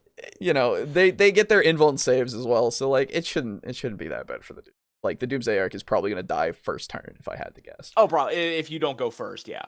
Yeah. Anyway. I bet King Boo would kick ass at 40k. Yes. I don't know. Boo needs a new army from the looks if he's losing all his stuff. Damn. No, I mean it's just I feel like they're just going to. It was 4 things. It was 4 things, but 3 of them were things that I really enjoy and like and use. And I feel like they're gonna add some stuff back in that are like you can just put like comparable to it. Yeah. But I doubt we're gonna be getting the Stonecrusher Carnifexes back, which is sad. Because I really liked those, but yeah, I mean, I again just run them as regular Carnifexes with claws. So yeah, because they have Crusher Claws in there, which are not they have Crushing same. Claws, but specifically, I just liked the really like anti-vehicle thing that the Carnifex that the Stonecrushers did. Yeah, it's not too hard to just say, oh, these are those, but anti-vehicle basically. Yeah, pretty much.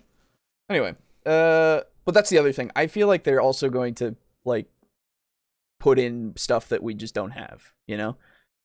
Yeah, I mean, hell, we got the Neurotyrant. We got like a whole bunch of new stuff. Yeah. It's just, shit that I gotta buy now. Yeah, exactly. Again, that's how it works. Games Workshop. Yep. Oh, also, business in general. Because I mean, hell, I'm almost done with my Nid collection, like period. Nice. I need some Raveners. I need a Maleceptor. And I guess now I need some Tyrant Guard. And that's it, really. See, this is where we differ, because I have this unholy obsession that I need to have, like, multiple armies. Oh, no. Dude, I have 3 Age of Sigmar armies, and I want to have 2 more fucking 40k armies. No. I want to do Noise Marines, a small-ish force of Noise Marines, and then I want to do Tzeentchian Demons. Fair enough. So, I guess let me amend. Over multiple games, I want to have multiple armies and a lot, like more than 4 in each game. So, like, want to have more than 4 armies in each game? Yeah, as in 4 Age of Sigmar and 4 40K? Yeah, more than that in 40k or Age of Sigmar and stuff. Like, all of the, like, I have many things on a list that I do want. Oh, yeah. So, you stick to, please, don't go my path. Stick to, like, the ones that you want. I'm already on the path, man. Well, fair enough. I'm just going one at a time. Oh. That's what I'm doing. Yeah. As I look over at my 4 getting started in combat patrol boxes for 4 different armies that I already have. Yeah, and I mean, hell, I've got 2 start collecting boxes for Beastmen because it just happens to have exactly what I need. Yeah. I've got Skaven for 2 separate Skaven armies. I haven't even started on my AOS stuff. God. And then I'm going to have 2 separate Ossiarch Bone Reaper armies. Yeah, fair. So it's multiple armies, just 4 factions, or 3 factions. Yeah, fair. We haven't even started. I never even said that. Nope. We don't know what the hell we're doing. I'm just reading the chat at the moment. We're going to start in a second here, I promise. Nintendo should make an RPG with Gino, Midna, and Waluigi. That would be the most popular RPG of all time. I think honestly, I think it would be too. I don't know about Midna, but definitely Gino. Dude.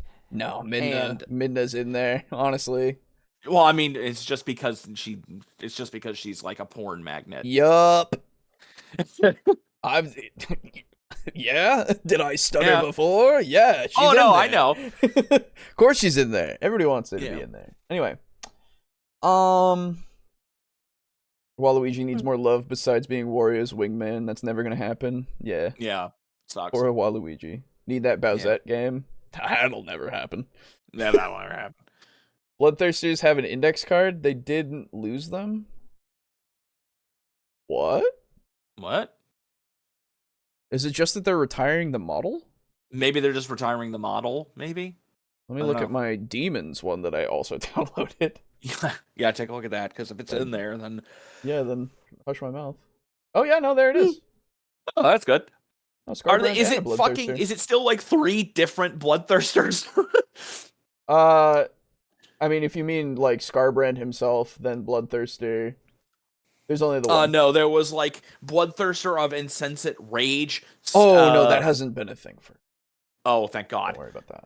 Okay, because I only have the 8th edition Demon Codex. Yeah. No. That wasn't a thing in 9th either. Don't worry about that. Okay, good. Because I was like, why the fuck are there like 5 different kinds of fucking Bloodthirsters? Yeah.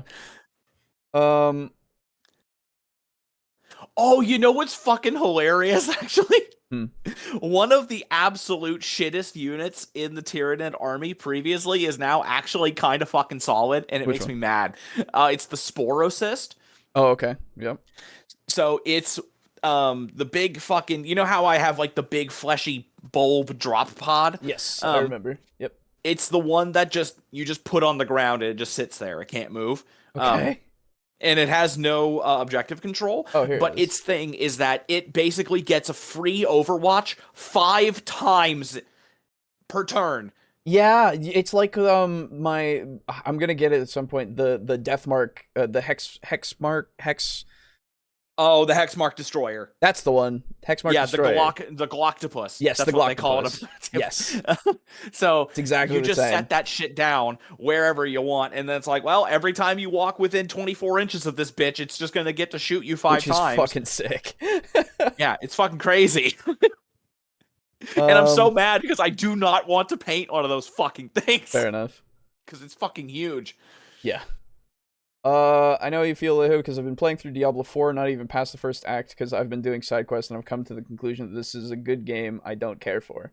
Oh, yeah, exactly, yeah. Oh, that's an interesting way to put that. That is, like, that's absolutely something that I have for a lot of games, where it's like, yeah, this is good, I just don't care for it right now, you know? God fucking damn it. Many gamers would love to be in your shoes, Alejo. They shouldn't. I don't have the money. I still have my fucking winged hive tyrant. I don't want to paint this bastard's wings too. I hate painting the wings. Just paint them before you put them on, dude. That's what I would do. No, they're already on there. Oh, I don't build them. I don't do it that way. Yeah, you weirdo. Piecemeal is the way. Bullshit. Remnant is fantastic. I'm glad it got a sequel coming out. Yeah, everybody's hyped for it. I'm also hyped for it. We're all gonna get it. It's gonna be super good. Yeah. I prefer Dragon's Dogma to Dark Souls. I still need to play that. It's one on my list. Oh, they're making a sequel to that. Yeah, that's also true. I'm also super hyped for that because I love Dragon's Dogma. I need to play it. Yeah, it's very before good. That comes out, honestly. Souls for life, fair enough. Yeah. Yeah, that's fair. I like watching Alejo play Dark Souls. Thank you. I played it for a little bit and then I stopped. Oh. Honestly, I saw that that new Pinocchio game. No. It's the Lies of P is what it's called, I think. Okay. And it's like a weird like dark Pinocchio, but like it's a Souls-like game. It's actually like really good. Okay. Which is weird.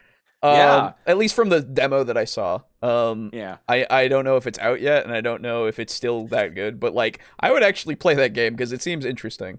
The one that I want so bad is Dark Myth Wukong. Fuck. Oh yeah, that's right. Yep. What I need to play is Shadow of the Colossus. I played that for a little bit. It's good. I did not like it. Really? Yeah, I'm one of the very few people that's like, I don't like this game. Why's that? Oh man, now I will preface it by saying that I had no idea about the fruit or the lizards. Oh, that's right. I remember this story. Yeah, go on. Yeah. I went through the whole fucking game without getting a single one. Yeah. So I basically played it on hard mode. Yes. And God, that's probably why you don't like it. It's probably why I didn't like it. But I also I don't know, just the fact that you're basically just running from point A to point B and just fighting a boss that's just a platforming segment and then pressing X a few times. Fair enough. Like, I get that the story is very, very, very minimalistic, and that's kind of the point. But yeah, it just wasn't really for me. No, that's absolutely fair. Yeah. I can definitely see why people like it, though. Don't worry. Yeah, it's just not for me. Yeah, exactly. Yeah. Alejo's armies will block out the sun. Dude, at some point I'm gonna just be awash in a sea of plastic, okay? Yeah. It's just well, I mean, be. That's so Planet Earth. Yes. Yeah, I will be a part of Planet Earth. Oh my god. Yeah. Let's see. I also need to play Nier Automata, which I own but still haven't started yet. Geez. I also need to play that, but I have not owned it yet. Have you played the first one? No, but I've seen it played. Oh Very my cool. God. There's so many cool things about Nier, honestly. That game is absolutely fucking heartbreaking, dude. Yeah. Yeah. So good. Shit. I could never play that. That's fair. I ought to offer to teach Kill Team on Tabletop Sim at some point. All the fun of 10th ed at a fraction of the cost. Hey, Alejo, do you have a thing of Flayed Ones, Immortals, Warriors, or Deathmarks? Pick 2. Yes, so I would love to... We should play Kill Team at some point. Yes, I've actually been wanting to do that, Draco Kraken, so fucking let's do it. Absolutely, yes. Language. Yeah, no, abso-fucking-lutely. I need to get Flayed Ones first off, and I need to get Immortals because I do actually want some Immortals now. But I have Warriors and Deathmarks definitely. So like, yeah, I'm super down to do that at some point. Leroy would be good at 40k. He's smart. Nice. Boo. It makes sense about Shadows of the Colossus. Yeah. Oh, yeah. Some people might prefer Eco to Shadows of the Colossus. I might be one of those people, but I've never played it either. Yeah, Eco is the other one that the one that we're like going through a castle or something with two escorting the girl with a lightsaber. If you beat it on like super duper mode or find it secret or something. Yeah, I've not played it nor watched it because I didn't care. So yeah, me neither. It was before my time. Yes. Well, hello everyone, and welcome back to TableTalk Discussion. Welcome to the podcast, Discourse. I, as always, am your host, Alejo, aka Great on 95.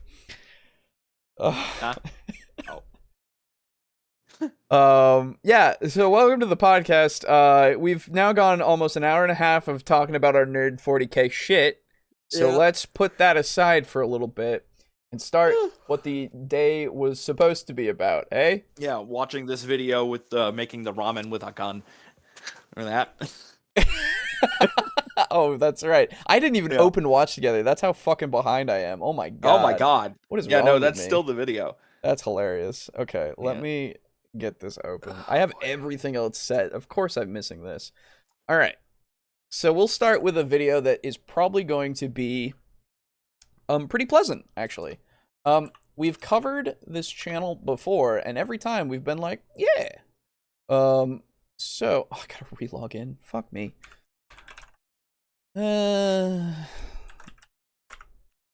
out back. Fuck. There we go. Oh no, I'm broken now. All right.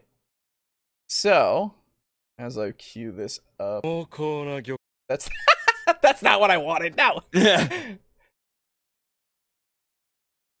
Okay. So, this is from D&D Homebrew, a guy we've covered a couple of times, who's had some pretty cool stuff that we have enjoyed. We're going in with high hopes, which means the video will crash and burn. No. We've only been like, about a couple of things every now and then from this person, so don't worry about that. But like, it's only just been minor contentions. It's never been anything bad. So, this video is called "How Long Should You Run a Campaign?" From D&D Homebrew, which is an interesting topic because I don't know if there's any should except for a one shot where you usually want that to last a session, right? That's kind of the part of it, right? Where it's a one shot. 10-minute campaign, please. Yeah, exactly. So I don't think there's any shoulds. It's just dependent on how long you, I guess, want to run it. slash the players want to play it, right? Which you can kind of gauge that as you go, a lot of the time. So it's going to be interesting to see the perspective, because I assume there's going to be like a long form campaign, which might be a year, right? And then you might have a more condensed campaign that's like, 6 months or less, right? I don't know. I'm just interested to see what the rationale is behind all that, right? Big platform boss run is how I would talk about Shadows of the Colossus. Yeah, fair enough. Pretty much. It's just the interesting part of what they look like, really. It's kind of the big part of it. Honestly, it's the only thing anybody really like. It, yeah, you remember the story, but like technically, right? You remember the ending. That's what you remember. You remember the bosses, though. Yeah. You're in a room with an orc guarding a pie. You want the pie. What do you do? I take the pie. That's the campaign. Gotcha. Oh, okay. Oh, okay. Yeah, I take the pie. You can't stop me. Or, Or can he? No. Was it his pie? See, now, was it his pie? That's too much, dude. No, you're adding too much. This is too much campaign. more? Okay. Yeah, this is the campaign. Okay. A campaign isn't a 1, 2, or 3 shot, in my opinion. For me, it's got to last at least double digits. Fair enough. Yeah, sure. That's the thing. I know you take the orc. Fuck the pie. How about we switch those two around? Anyway, so, yeah, I would personally go, like, if I want it to be a shorter campaign like Astatine was, I'd say double digits at most, like 10 to 15 at the most, right? Yeah. If I wanted it to be shorter. But if I wanted it to be a longer thing, I would probably... It depends on time limits and stuff and all that, but honestly, I would want it to go as long as it goes. Just because that's the more fun thing to me. Yeah, just let it flow naturally. Yeah, exactly. And, like, I get some people don't have the time for that, so I understand that perspective, but I'm very curious to see what this is like. So, let us begin. Hey folks, it's KR King of D&D Homebrew, and today I'm talking about how long in real life time do you expect to run your homebrewed sandbox campaign, and what that means in terms of your preparation for this campaign and presenting it to the players such that their expectations, are met, they're invested, and you don't get burned out or whatever. Okay, so we're talking about a sandbox that you've made, a homebrew sandbox. Now, this is my area. Cool. Yeah, so my original thing stands, go as long as you go. The burnout is going to be a thing if you, I guess, put a lot of work into it between sessions and stuff, as well as, like, it really depends on the person, burnout, right? Yeah. So there's not something you can really cite all the time, but you can give some general pointers, right? Yeah, it depends on how... Sorry. It depends on how hard you're working yourself, and also the quality of the sessions themselves. Because you could have a healthy amount of work put into it and not, like, overworking yourself, but but then wind up having, like, meat grinder, stressful, unfun sessions, but everybody else is having fun. Essentially, yeah.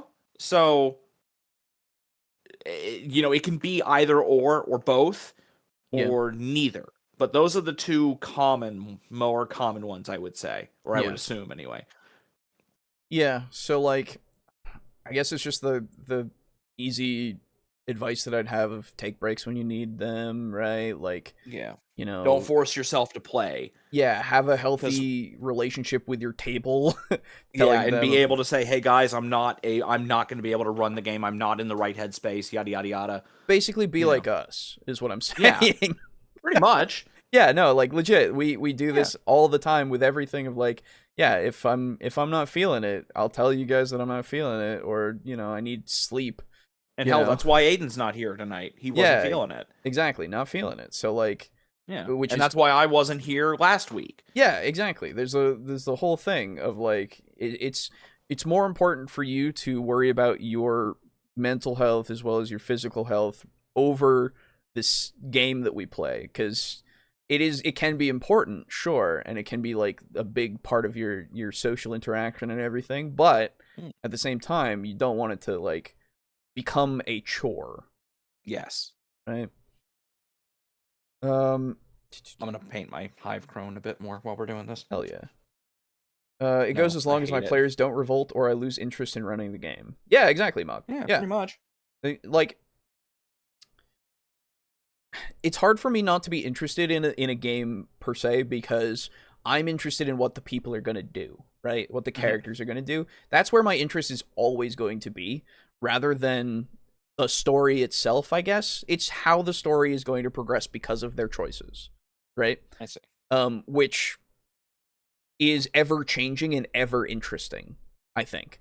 Because at least in our group and with people that I'm aware of, nobody's like a one-trick pony character necessarily. And even then, if they are, they're doing something a little bit more interesting than that. Yeah. Right? And you can't... Unless you're Boris, in which case you're just teleport, man. That's right. And you can't anticipate every single interaction necessarily to the T, right? Yeah. Oh, of course not. So, like... You drive yourself crazy even trying. Exactly. And so that's where I also derive so much interest, because, again, I can't anticipate everything, and I'm really excited to see where everything goes. So that's never going to be at least a problem for me necessarily. Unless people make me real upset. And you know what, actually, now that you bring that up, how would we even go about doing that? And I'm not taking notes, don't worry, I'm painting. I can't physically take notes right now. Make me upset? Yeah, like upset enough to be like frustrated and like, you know. Okay. I have a good example, actually. Oh, okay. There was a time, one time, it wasn't our group. Necessarily. It was a few members, but like I won't, it's fine. And the interactions that were happening were interesting enough, but it became a little bit more of it seemed like people had beef with each other too much, right? Ooh, okay. It felt like a little bit like sometimes, like... And now, do you mean when you say people had a beef, do you mean the characters or the players? The players. Oh, okay. Yeah, this was not our group then. Yeah, no. So like it just felt like people were arguing a little too much and like not trusting each other a bit too much, and that made me go, okay, so this is getting to the point where it's not fun for me. I see. Right? That's what'll get me to that point, because it's not something in the game. It's something outside of the game that is now going to the game. Yes, affect how much we're going to play the game. Because if you're going to argue all the fucking time about something that is so innocuous, I think I know who you're talking about. Maybe, I don't know, but it had to do with luck, basically, of like luck of rolls, right? Okay. And then being a little bit, I guess, unbelievable from one person to another. I see. Okay, never mind.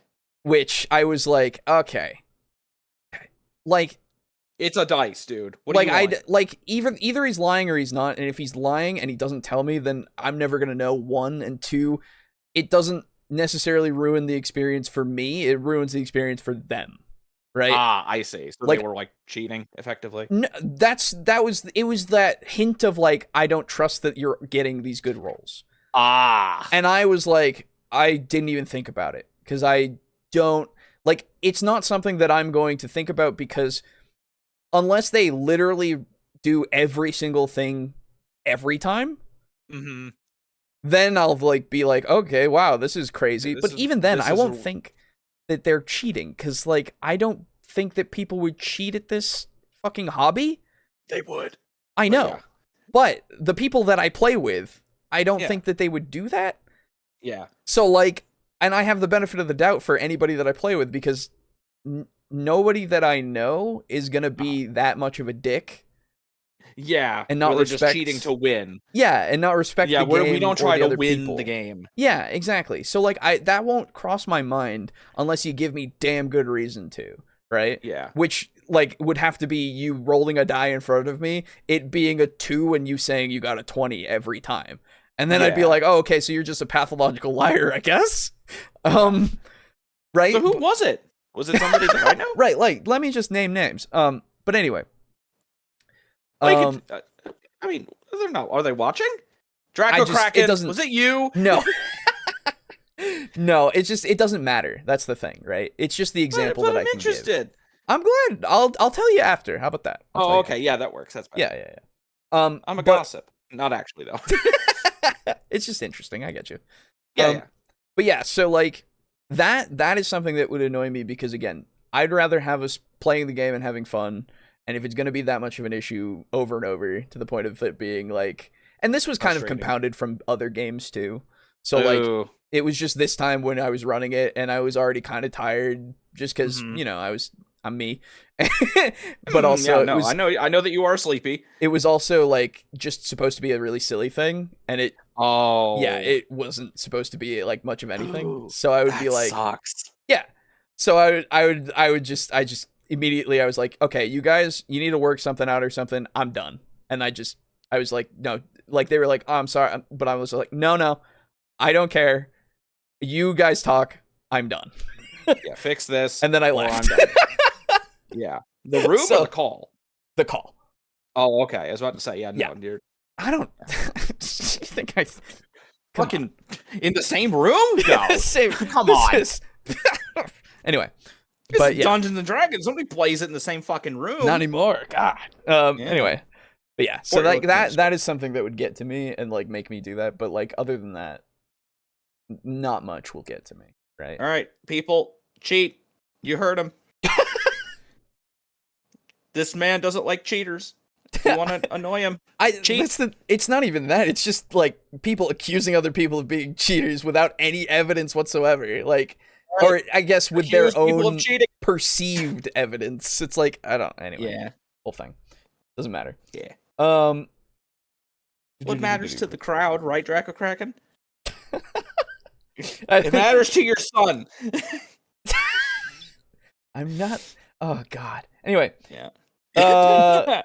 I made a kobold druid with a lance, but built entirely around that concept. But it took forever before the first time anything got hit by that lance. The dice did not want that to happen. That's still interesting. When that happens. Yeah, no, it's cool. It just sucks when you're like, oh man, I love this character concept, and you just never get to like flex or anything. Yeah, not for a long time at least. That's always feels bad, man. I'm back. What did I miss? Oh, just the whole thing, whole rant. Cheating. That's right. Small characters, so the mount could be medium sized and therefore be able to go inside. Sounded strong in theory, but pretty luck based in practice. Yeah. Fair enough.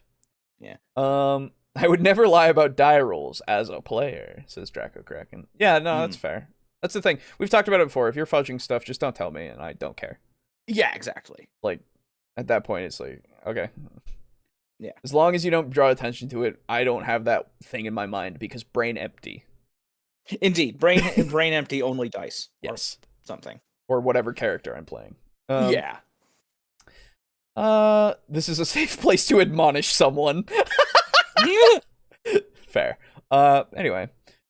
Got it. I'll start cheating on my wife right away just to get at Alejo. That'll show him. That's right, August. I'll hate you. Yep. Don't do that. Yeah, don't do that. Is cheating to lose still cheating? So this is the thing, right? If you have a death wish or you want to play another character, no. So this is the thing. I am fully on board with in certain circumstances when people are like, I would like to fail this roll. Oh, absolutely. Yes. Stuff like that. I'd be like, yeah. If you're just saying that you get bad rolls, then I don't know what you're doing. Yeah.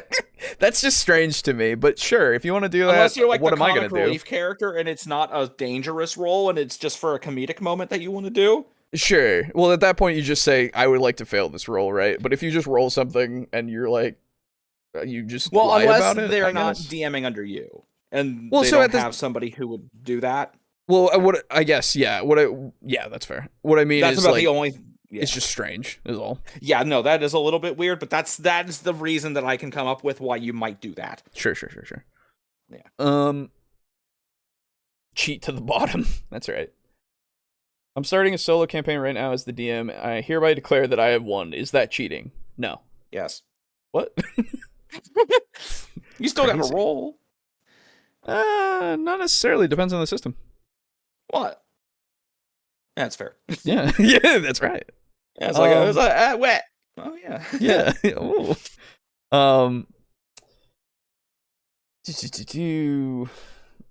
Get a nat 20, then tap it over to a 1. I mean, you could, I guess. Yeah. Anyway, let's continue. You know, and I did a poll on this in preparation for this video on my channel, asking people how long typically in real life time do you spend on a homebrewed campaign? I got some interesting questions. If we look at the overall poll, we see that almost 40% say 1 to 2 years. Interestingly, the next highest is 1 year or less. And then 2 and 3 years is the least. But I think at that point, most of them probably are going to the 3+ years. And what that tells us is campaigns typically are not lasting, 5, 10, whatever years. Now, it's also interesting. I got a number of comments that are very illustrative, I think, in terms of the different time lengths that you might run and the reasons that those change. So, for instance, if we look here, Big Cow Productions here says going in on a year and a half and wants to keep doing this for years and decades. Side campaigns, other sides of the world. Maybe other people are, GMing as well. This one they're on right now is a year or more, and they've got this big bad villain situation. And then here, LJ Okay, so I guess we now need to define something. Because my initial thought was, if we're talking about a campaign over, like, how long it takes, like, if it's the 3+ years and all that stuff, right? We're talking about the same characters in the same world and all that kind of stuff. Like, sure, side quests and stuff, that's all fine and good and such, but, like, the going to, I guess it really depends on how things are tied together, right? Yeah. Because if it's all in the same time frame / affects the same campaign, then I would call it all part of the same campaign, and it could go on for years and years, right? But it just depends on the relevance, I suppose, right? Because if you do just a side game of, like, just a small bank heist that has nothing to do with anything. Okay, we know you want Payday 3. That's right, I do. I still haven't watched that video or anything because I don't want to be spoiled on anything. Oh, okay. It's not like they can spoil much to me, probably, but, like, coward. You coward. That's right. Spoil yourself. No. They're gonna fucking release like 10,000 items of DLC. You couldn't possibly get skin. So I own them all right now. No, I mean for Payday 3. I know. You already own all the DLC for Payday 3? Oh, well, no. What I mean is, like, it doesn't matter what they put out, except for I won't buy fucking cosmetics. I don't care about cosmetics. These fucking cosmetic tailor packs, stop. Although, I mean, you did buy Sokolov. I mean, not Sokolov. Came with a heist. What was his name? Sokol, that's it. Not Sokolov. Yeah, my bad. I was close. I was on there. Pretty sure that came Dishonored. With a heist. Oh, I didn't know that. I now need to know. You Payday nerd. That's right. Character pack. Character packs are different. That's literally a whole different moveset and stuff. And plus it gave you skill not skills. Yeah, they give you the skill tree and all that. The perks and all that. The perk deck, that's it. Yes. Yeah, that's the one. And okay, yeah, it was just that. But yeah, I would argue that these aren't just anything like that. They're actual fucking content. By the way, did you ever see the video of them doing Overdrill in stealth? No, I didn't. Thank you for reminding me. Check it out. It's really interesting to see. I will watch that. Yeah. Anyway, so yeah, I guess this depends on, because, like, then they say the current arc is going to last another year or more. That's fair. That arcs are not. They can all be. That's not the full campaign. That's part of the campaign. Long story short, blah blah blah blah blah. Yeah, okay. Side campaigns and stuff. I would assume, yeah, the other parts of the world and continent, we can take breaks with needed. Okay, yeah, fair enough. Okay, so never mind. I guess I was under the impression of some other stuff, but looking at it now and reading it, like fully. Mm-hmm. Everything that they've been doing in their main campaign is part of their main campaign. Technically multiple campaigns. I would call it just multiple arcs of your campaign. Because if it's all part of the same, characters and their experience and all that. Yeah, I would say that's like a little side story, side adventure. Yeah, those things in are the overall campaign. Yeah, exactly. Oh wait, what's this? Ooh. God damn it. The system is freestyle. There you go. 10 years, holy shit. Yeah, that would be crazy, honestly. Yeah, Jesus Christ. I mean, I've heard of it, but Oh yeah. The legends. That's the myths. I guess DMing a solo campaign for yourself in freestyle is just daydreaming. Yes. Yeah, pretty much. Just You're adding math dice. to your daydreams. Yes. That poll would have been better if it had an option for months. Yeah, I think it would have been interesting to see a month's in there. The singular what about form one of shots? months is month, actually. Yes. What about one shots? One shots do not equal campaigns. Yeah, I wouldn't call a one shot a campaign. It could lead to one, sure. Yeah. In our group, it always does. But yes. We just never play it. Yes. I would call one shots just a single adventure. Yeah. Just wait till one D&D has skin packs for your D&D characters. Buy kobolds for 99 cents and get the wolf-like kobolds for free. Ugh.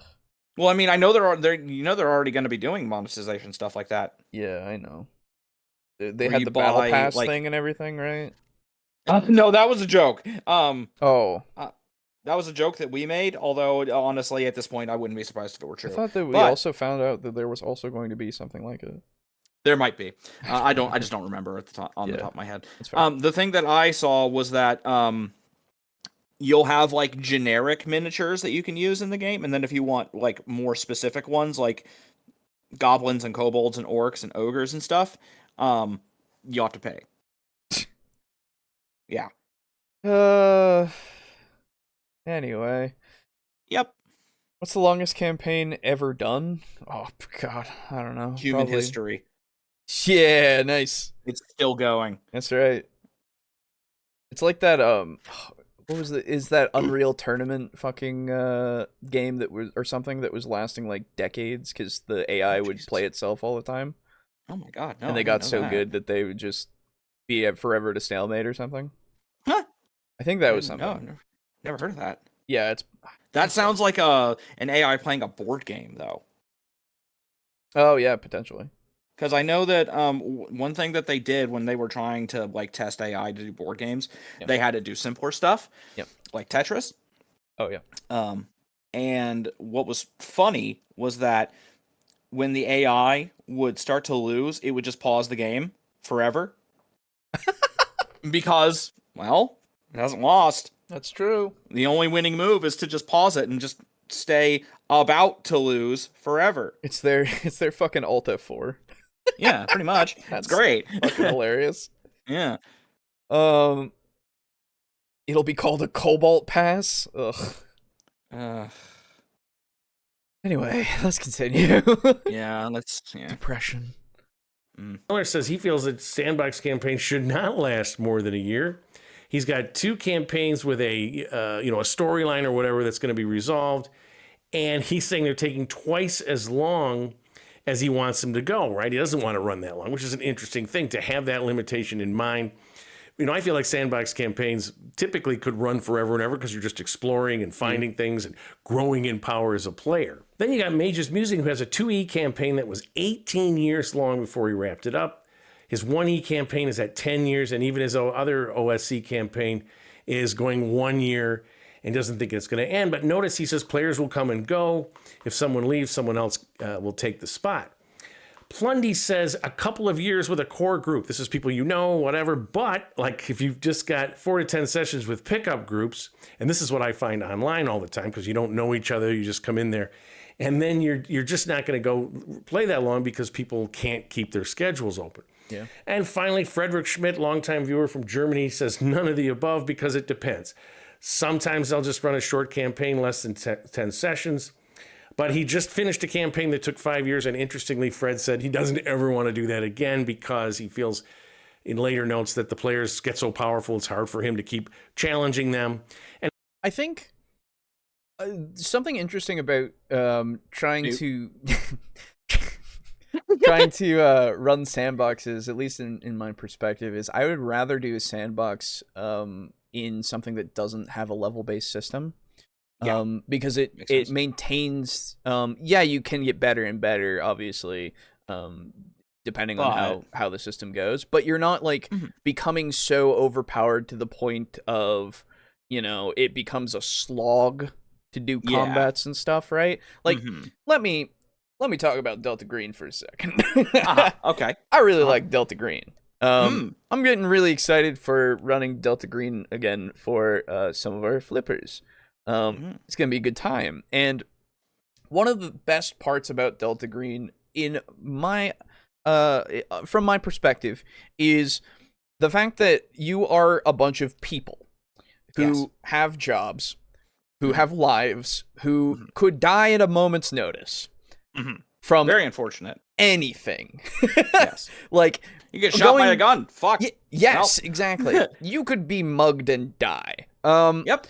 And, like, the scenarios that you run through in Delta Green, you know, really illustrate that with everything that they have. Plus, they have you going against things and hopefully winning so that those things don't, you know, take over the world, at least for this day, right? Yeah. It's always pushing the threat back, right? Yes. Which gives you continuous amounts of ideas and storylines that you can do of these kinds of threats, because you could have anything that happens that could threaten the world or a town or, you know, 3 people, right? That could spread. Or a building. Yeah, exactly. A building. Like anything like that. Call of Cthulhu is the same, obviously. Yep. And like being able to go through a world that has that being the just a part of the setting really, I think, lends itself to again being able to do this for a very long time. Yeah. Plus your skills advancing is very incremental. Session by session, if you fail a skill, you'll be able to roll on it to see if you can get an improvement the next session, right? Which means that you need to fail in order to get better. Yeah. Which, if you roll hot, hey, you're just not going to get any better, which is cool. That means that you're still really good, but you are succeeding, but you just won't improve. Exactly. So, you know, you could do that every now and then in every now and then session and just have that improvement be a little staggered, right? Or you could fail a lot, but you still have to roll to see if you can get that skill up. Yeah. So there's that's the thing that is really nice about Delta Green and also Call of Cthulhu, because Call of Cthulhu also has the if you fail, if you fail badly, you fail badly in Call of Cthulhu, you have the same thing. And so it really lessens the blow of, because a lot of times in RPGs, if you're playing in a group, you kind of want to split your skills apart. So like one guy's really good at fighting, one guy's really good at searching, one guy's really good at whatever. Yeah. And if you're having a lot of trouble doing the shit, it kind of feels bad, man. Yeah. And so being able to fail and then say, well, I failed, but at least I'll be better for next time. Yes. And hopefully I can stop failing. And it's kind of a reward to kind of, again, lessen that blow. Because, man, it sucks when you're the rogue and you can't pick the fucking lock. Sure. And then everybody fucking gets attacked because of you. Absolutely. And, like, the diversity of your team can really, like, give you that, like, plus the specialization and everything. Oh, God, Delta Green, Call of Cthulhu, great. That's why I'm having a lot of fun writing, because I can do so many things. Because the thing that I do in D&D, these guys don't tend to prefer stories that are like, oh man, the world's in danger, but I cut my teeth on anime and that shit's like a dime a dozen, and I love those kinds of stories. Sorry. Fair. And so in D&D, you kind of have to escalate.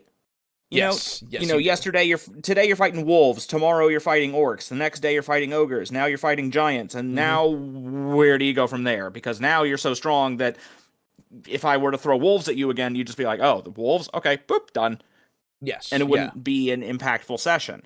Yeah, exactly. But with the Call of Cthulhu and Delta Green, everything is fucking dangerous all the time. So I can throw wolves at you one day, an elder god at you another day, and then wolves again. You're like, oh shit, wolves, fuck. Yeah, exactly. Like it's great. It's good. It all feels like meaningful, not necessarily. Impactful. Yeah, exactly. Impactful. It's not necessarily an equal threat, but everything is a threat. Yes, right? It is a threat, and that's what's important. And just having that balance of trying to do these things and also maintain your life at the same time is also not like your personal life, not your living life. Yeah, exactly. So like there's a lot of aspects to that really benefit this kind of idea. But not to say, of course, this is again perspective, right? Because this is the preference that both of us have. Yes. And with D&D and stuff, again, you can do this over multiple years, and ways that you can do it to slow it down is kind of like stagger out levels with experience or milestone stuff, or really just doing whatever, and like, again, doing side stuff every now and then just to kind of fill some space of some sessions if you really want to, just to do a story that you think is really interesting or something, right? There's nothing wrong with doing stuff like that with level systems. It's just but you're a hack if you do. yeah. But no, again, it's that escalation that really leads up to once you get to you're killing gods, basically, Yeah. Like, where do you go from there? Yeah, and like, hell, in Devils and Dice, that's kind of like, if you've been watching it, you can kind of smell which way the wind is blowing. Yeah, absolutely. And once that happens, because, these guys know, you guys know, if you're watching it, you kind of know what's going to happen. Yeah. It's been happening. It's just, escalating. Once that happens, and you know what I'm saying, yes. If you know, that's going to be it. The campaign's going to end there. Yeah. So that's the thing, because we are going to that point. It's just that is the climax. So after that, there's not really anything else for these characters to do outside, or like in this campaign. They will probably act on their own behind the scenes if we ever come back to this world. Yeah. But yeah, like, hell, in my Material World campaign, they're going to still be around because of devils. Exactly. They live forever unless they die in hell. Yeah, unless they die in their level. So, which at that they'll point still be around. Be a little hard to do. Well, hopefully. Yeah, I mean, you get a pretty good idea of what each of them are going to do after everything's done. Yeah. So like, there's a pretty easy way to logically go like, oh, this guy's going to go do this, Mez is going to do this thing, Yeah, he's going to go like have sex with dragons, I guess. It's fucking weird. Okay. But, not you. That's Sign. Yeah. Wait a minute. Yeah, Sign wants to bang dragons. Oh, and, okay. Get their balls. It's fucking weird. Yeah, that's right. I mean, I think it's no weirder than like half of the bards in all of D&D, so... Yeah, that's right. Anyway, yeah, so, but again, it's just that it's, I think it takes some work and patience for you and your players. Like, you need that group that's willing to go years, if that's the case, to go through a few levels, right? Yeah. And I think that's, if you can get that and you can do that, it's great. I'm glad for you, honestly. Magical. That sounds well done. That sounds fucking awesome, honestly. Yeah, that sounds very cool. I honestly just don't want to do that personally. Right? Yeah, because like I would get so sick. So sick of running those characters for that long. Yeah. Like, yeah, it really, because again, it's if it was a level-based system like that, I would too, I think. Yeah. That's because it would be the combat that would really get me, honestly. Yeah. But bringing it back to Delta Green, even though, if we were to roll the same characters every session for like a year, I would still, or more, I would be like, but it doesn't matter those characters. It matters what you do, right? Yes. Yes, they matter as well. But what I'm saying is, like, if you fail your good skill in this instance, that changes dramatically what can happen, right? Same can be said for D&D and stuff. But I think we're talking about Delta Green right now. So right. Off, what I'm saying is, with D&D and stuff, you can kind of fall back on combat. Yeah. And with Delta Green and Call of Cthulhu, combat is something you never want to be a part of. Yeah, sometimes it is necessary, but it is a gamble at best. Yes, exactly. So I think everything has equal risk in that respect. Of like, you really want this shit to succeed out of combat, but if you get in there, oh my god, you really hope that this shit succeeds in combat too. You know? Because if you fail in a skill check, you might take damage if it's a dangerous like situation, but you should be fine. Hopefully. On combat, you're in trouble. Yes. Anyway, hopefully that all made sense. A lot of things. That last part sounds like a DM issue. I assume what he was saying before. Let me play it back because I actually forget what he was saying. I'll just run a short campaign, less than 10 sessions. But he just finished a campaign that took 5 years, and interestingly, Fred said he doesn't ever want to do that again because he feels in later notes that the players get so powerful it's hard for him to keep challenging them, and he just gets burned out. So that's okay. Yeah, which, yes, it is. But it's also, I would say, also kind of a thing that happens inherently with the way that like a D&D or a Pathfinder can go, of like... things just scale to that point and again become like just a slobber knocker of just fucking. What does slobber knocker mean, by the way? It's like a big fight. Like a big sloppy fight, I guess is. Kind of like a drawn out, kind of like a brawl. Yeah, exactly. Because I know that fucking what JT says that he does say that a lot. It's a fucking slobber knocker of a match. I'm like, oh. That's true. I guess I'm just using it in a more negative context than he does.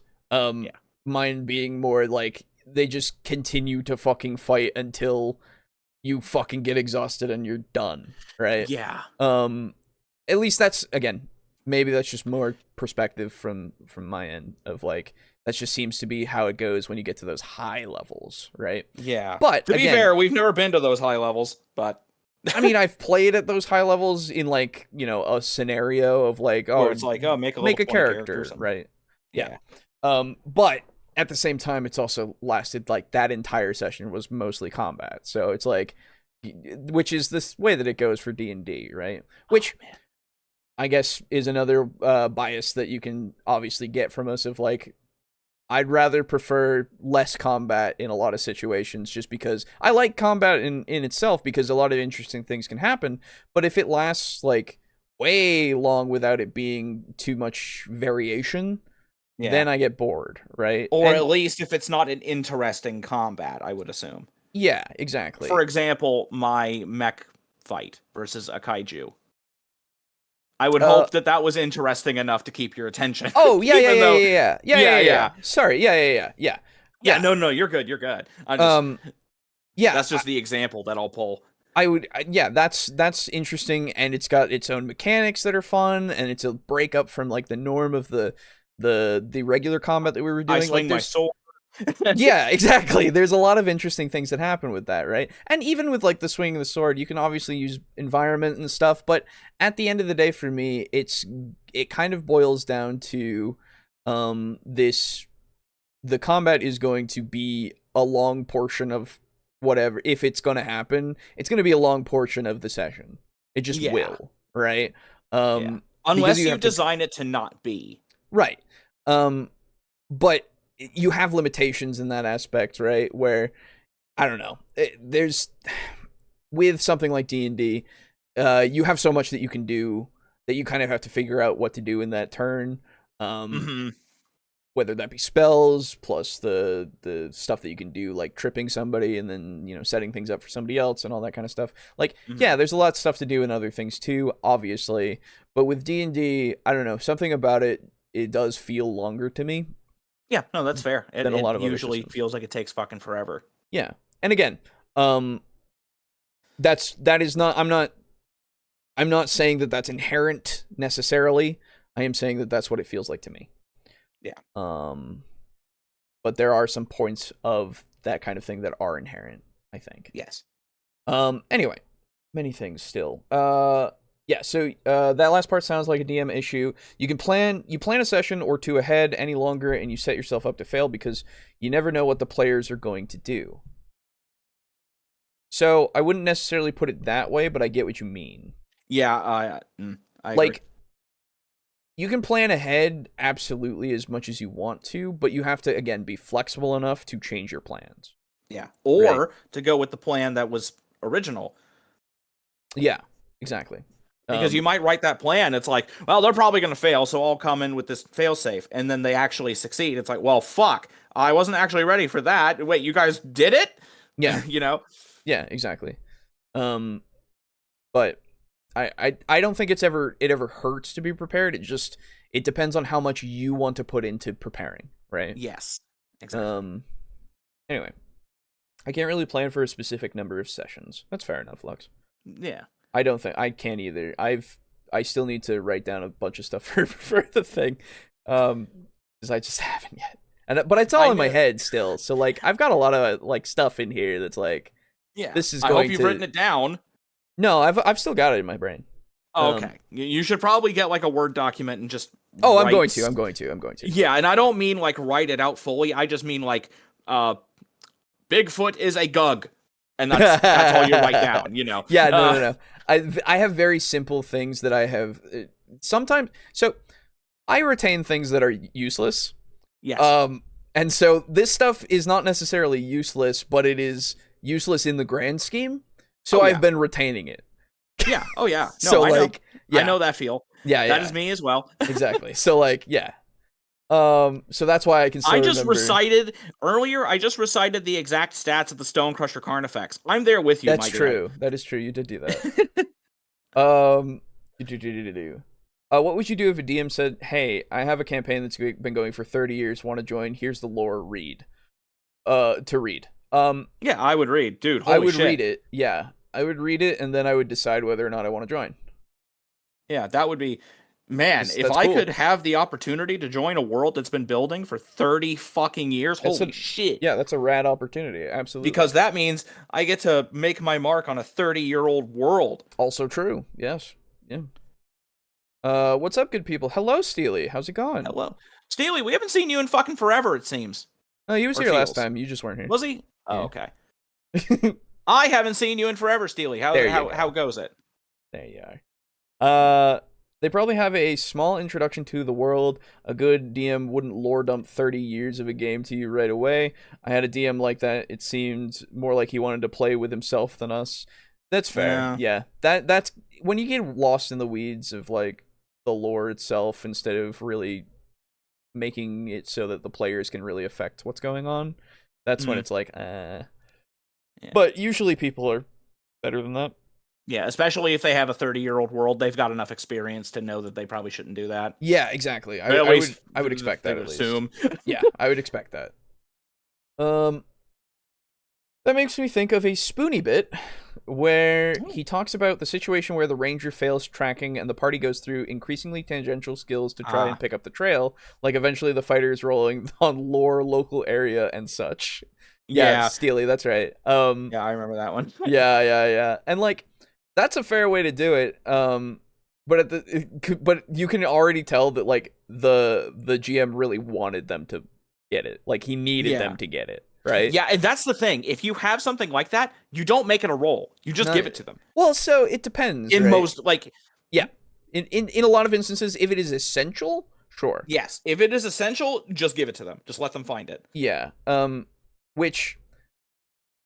that point it's like for at least a trail. Well, so yeah, the problem is that like you need to have it. That being an essential thing is the problem. Yeah, that's the thing. I think to be fair, it's been a while since I've watched the video, so I don't know exactly what. That's fine. What the point is of them getting it. It might have been something side tangential, but he just really wanted them to get it, which is fine. You know, like again, you know your table at that point. If you're doing that, they're fine with it, right? Yeah.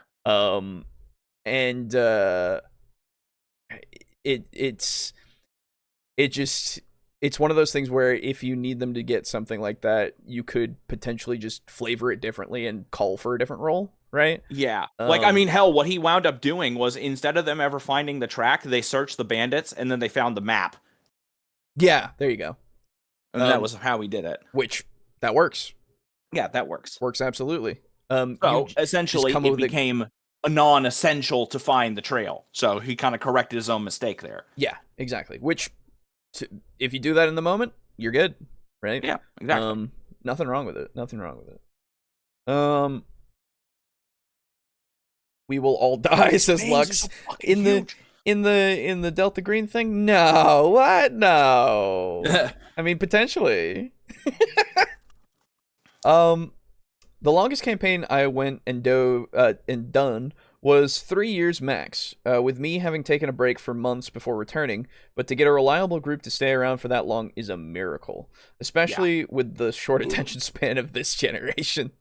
Yeah. Well, yeah, TikTok. Good stuff. But no, I think it's more, honestly, at least for adults at this point, is it's more the scheduling shit, right? Like, I honestly, we don't need to talk about children.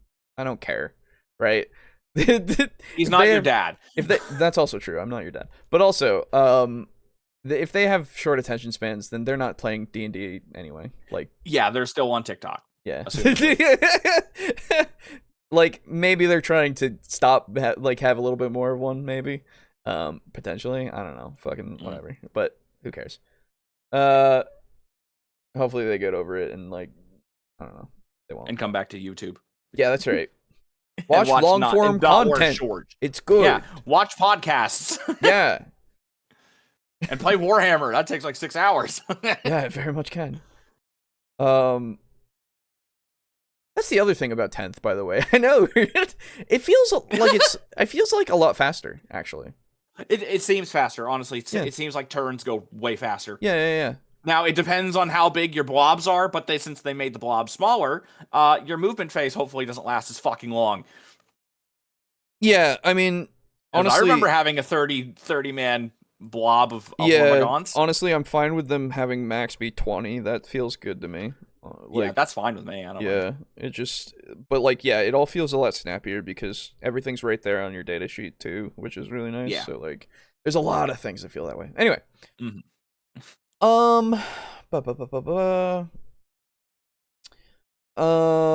if I was in a long game, I would start with great grandfather Targasus and end with Leroy. You could, absolutely, yeah. Generational campaign sounds very interesting. JoJo. Yeah, true. Literally JoJo. I still need to watch that one day. It's good. Yeah, I know. You guys talk about it like sometimes, and I'm like, man, one day I'll get in the conversation. Maybe one day. Yeah. My Delta Green character will have to be interesting to me, even though my luck with dice means I know they're doomed. Dude, your Delta Green character is going to be interesting as hell. Don't worry about it, all right? Don't even worry about the luck with the dice either. That's just, again, to steal fucking play-ons thing, dice tell stories, all right? And, like... That's so fucking cringe. Hey. I know, yeah. It's super fucking good as a saying, honestly. I'm glad that they've taken that. But also, like, it's just, I'm just so excited to see the interactions and then just see what you guys think of the thing that I've come up with and everything. Like, even if it's not just the characters, what they think about it, I also want to, like, hopefully you guys will have fun. I'm very nervous. Anyway. I would wait until the right time, then make the past character an NPC and voice them if they come up again. Yeah, that's another thing you could do. Absolutely. If you do the generational kind of thing. Absolutely. Old Joseph. There you go. Steely says, been good. My schedule has just been not jiving with the show until recently. Glad to be back. Well, it's good to have you back. Yeah. Thank you. We like your money. We missed your presence. I was going to say thank you for continuing to view. And pay. Oh, I mean, thank you for that as well, but it's not as important. Yeah. And Aiden's not here. I gotta be scummy for him. No one has to be it. Anyway. Oh, come on. It's a running joke for so long, I think they'd get weirded out if we didn't. I don't think so. Anyway. But of course, if one character dies, I will move up that deadline. Fair enough. I'm not your dad. God damn it. He's not. He's actually not. I'm not. Yeah. Why everybody thinks that. The shortest of attention spans are trying D&D because they can fireball the Demogorgon with a 9 on a dice roll. No, it was a 13. It's a 13, yeah, come on. You gotta get it right. I hate being able to remember that shit. It's never gonna stop being in my brain. It's never going away. That's another one of the useless things that's just filed away for the rent-free section of my brain. The game they're playing on Stranger Things would have to be 1E. It's the red box, so I don't know what that is. I think we looked at it at one point, but I can't remember off the top of my head. Anyway, let's continue. You see a variety of links there in these responses. And what's interesting here is what is a failed campaign in terms of length? If a campaign lasts a month and it wasn't set to be a month, it was set to be a long-term homebrew sandbox thing, that's probably a failure, right? Either the players just couldn't get together for scheduling, maybe they weren't interested. Again, when you go into an online campaign, this can happen all the time. So what is the low end of a true campaign? Is it 6 months? I'm currently running a live table game, 5 players. We all met together, total strangers. We've been running for 7 months. Cool. They're all at 6th level. And I'm telling you, if I came in and said, you know what, it's been 7 months, I think I'm done with the campaign, they're going to be bummed. They're just going to be like, what? We're just getting started. We're 6th level, right? What are you talking about? Yeah, everybody knows you end at 10. God damn. Yeah, obviously. You never go more. Break. No, never. Or something, they're not going to want to Speaking of 10, did you know that yeah, did you know that in 10E you can say that's too short for a campaign? If I come in after a year or 2 years, maybe it'll be a little bit different. Some people say, hey, just run forever. You don't have to worry about when is it going to end. Just see it'll naturally end. Well, if it only goes a month and it doesn't run, should you be prepared for that? Like to say, now listen, after a month, if we're not into this, let's do something else, or just try to keep it going, even though people are resisting that. What is the time frame for rethinking everything? So these are interesting thoughts, because like if a game does quote unquote fail because people are unable to continue playing it and stuff, and like a schedule and shit. Would you consider it a failure, first off, right? Yeah. I think it would be the intent behind the game, and just kind of seeing it's really kind of a case by case thing. Like if you are like, hey, let's try it out. If it doesn't work, it doesn't work. Yeah. And if nobody is on board with it, I wouldn't really consider it a failure. I would say I would consider it a lesson learned. Yeah, I don't think I would ever really think of any of these kinds of games as failures, right? If the group dissolves before you get like through a month or whatever, or you go for a few months and then just somebody's not feeling it enough and they feel kind of integral to the story and you just kind of end it there. Sure, it feels like you're missing out on some stuff, right? Because you want to have a conclusion. Like that's just in human nature. You want things to, well, if you're not a company, you want things to end at some point. Well, they're not human, so That's true. The lizards. But you want something to end off on and have that good moment, even if it's maybe bittersweet or not great as an ending. In like tone or whatever, right? You want it to end so that you can have that concluded story. That you can just kind of think of from beginning to end. Conclusionatory. That's right. The Don. I'm Don Toblerone. Yeah. Communicationalizing. That's right. So, like I get that, but I wouldn't consider it a failure because you've still done that stuff. Like it's all experience that you've had. One, running or playing. Two. The fun that you've had throughout, the story that you did make that you can still remember, that all means something, right? Yeah. At the end of the day, it means something to you unless it doesn't, right?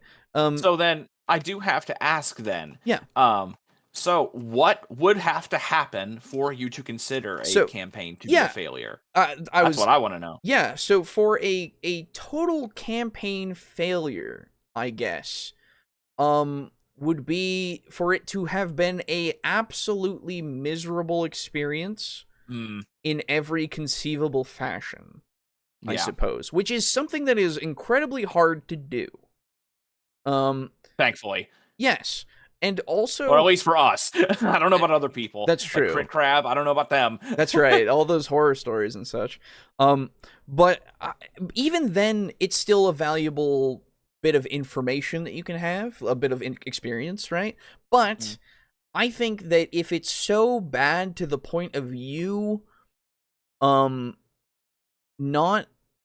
wanting to, I guess, acknowledge it or really like have learned anything from it, / you know, you just really, kind of want to block it out of your mind. It was so bad. It becomes so meaningless to you, right? Then it could be considered a failure to you personally. Because I wouldn't label anything to be necessarily a failure from my perspective to somebody else's game if I'm a part of it and I'm not running it, right? Yeah. And if the only way that I can see it failing is on an individual level. Yeah. Right? So it's hard because somebody's failure might be somebody's like most fun experience that they've ever had. You know? It just depends on how you look at it, how you view that failure. So, I mean, I know that's like not a great... It's kind of like a non-answer, but it's the best you can do, really. Exactly. It's a non-answer, but I don't think that you can really, like...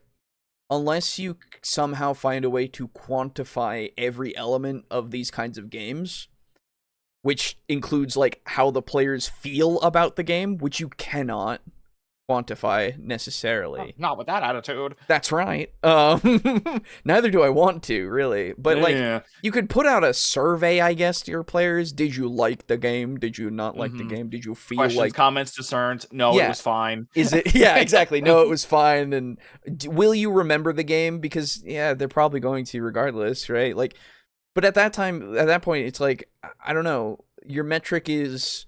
Then you have to like put your standard that you've made for what you think, because again, the players might not have the same standard of like, if a majority of them said that they liked it, then it's considered a win. If a majority said they dislike it, then you would consider it a failure, right? Yeah. But then again, individual person might not see it that way.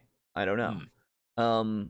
It's a hard thing, at least in my mind, to quantify right now. And if I heard better reasoning and arguments against or for, maybe I could be swayed. I'm just a filthy fence sitter right now, where I think that it's all person to person, individual basis. I'm disgusted. Filthy correctman. That's God right. Damn. Filthy fucking centrist. God. Yeah, no fucking hot take. God damn. What are we doing here? I know. We had a podcast. That's right. Supposed to be like shit hot volatile takes. All the time. God damn. That's how you succeed in this business. Or moderacy. Yeah, right. I don't know. Does that make sense out there? Yeah, it makes sense to me. Okay. Because I mean, that's kind of honestly, that's just about the exact thing that I would say, minus the whole like the more philosophical version. I was just going to be a bit more simple and just say, if everybody had a fucking miserable time, and I would just keep it around like that. Yeah, that's fair. Because the whole purpose of playing D&D is to have fun. Right, exactly. Any of these kinds and of so things. If you're not having fun, and it's like you're in fact having a terrible time, then I would say that is a failure of a campaign. Yeah, sure. That's absolutely a fair way to think about it. The red box. I think that might be basic. I have to Google that now, though. Oh, yeah, that's the basic set. Okay, so they're playing basic. Makes sense. If only humans lived longer, we could have games that last hundreds of years. Well, at some point, maybe. Yeah. No, it's not. Maybe when we cure death. Yeah, we're gonna die before that happens. Yeah. Basic only goes up to level 3, so if you're fighting Demogorgon in that, mistakes have been made. To be fair, I might have misremembered the box color because I haven't thought about Stranger Things, like details about Stranger Things in forever. Yeah. So correct me if I'm wrong. If It's so annoying that whenever I'm like, hey, have you ever heard of D&D? It's like, yeah, that thing from Stranger Things. I'm, so annoying. To be fair, the 4th season is apparently very good. I still haven't watched it. And the first season is very good. So it just has those annoying things. That's all. Ow. Yep. I'm playing Deep Rock, by the way. Sorry. You're fine. If humans lived any longer, fertility must be low to offset population. Yeah, well, we have virtual girlfriends, so it's fine. Yeah. Easy way to do it. It's called VTubers. That's right. I was just thinking like there's that also, but I was just thinking about that. You were thinking about the AI girlfriends and shit. Yeah, I was thinking about that, and also like until they get robot bodies, man, I don't give a shit. That's fair. I was also thinking about the unfortunate statistics of like people playing what is it? Dating sims and such, visual novels in Japan. That being their like they need people to date and stuff, but people don't. Yeah, well, I mean, that's not really an issue of that's a money thing. There's also that. That's true. Yeah, it's mostly that. Yeah. Fair enough. I just mean that's another aspect, I guess. Oh yeah. Yes, it is. Anyway. Elf chess lasts hundreds of years, I decided. Hell yeah. Yeah. My brain went to a weird place there. You're fine. Bring orcs into offset overpopulation. Yes, exactly. And just to kill people? Or yes. Oh. Please. Hopefully we would have tons of planets to live on if we live for hundreds of years. Yeah, that's a nice hope. Yeah, that'd be cool. Yeah. I played No Man's Sky. Yeah, there you go. Orcs. It's a failure when your players start bringing board games every week. Oh shit, Jim brought Catan. I better make things more interesting. That's a fair, like, if they like do they just keep every time being like, yeah, well, let's just play Catan instead. Let's just play anything other than this. Yeah, exactly. So, you guys want to play EDF 5 tomorrow or Thursday instead of D&D again? Thing. I'm cool with. We've been doing that just because we want to get through EDF 5, though. Yeah, I genuinely really want to get back to it though.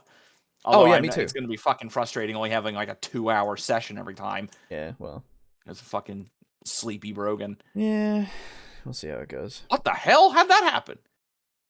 Sorry. You're good.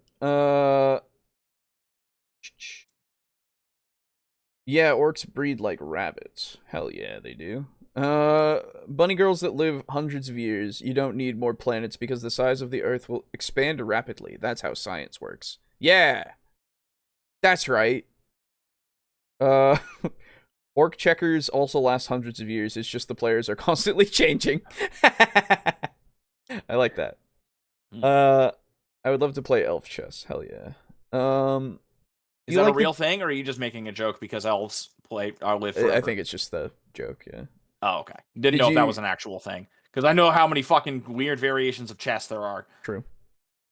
Did you like the game? Don't worry about hurting my feelings. Well, there were some issues, but overall it was good. Wait, are you crying?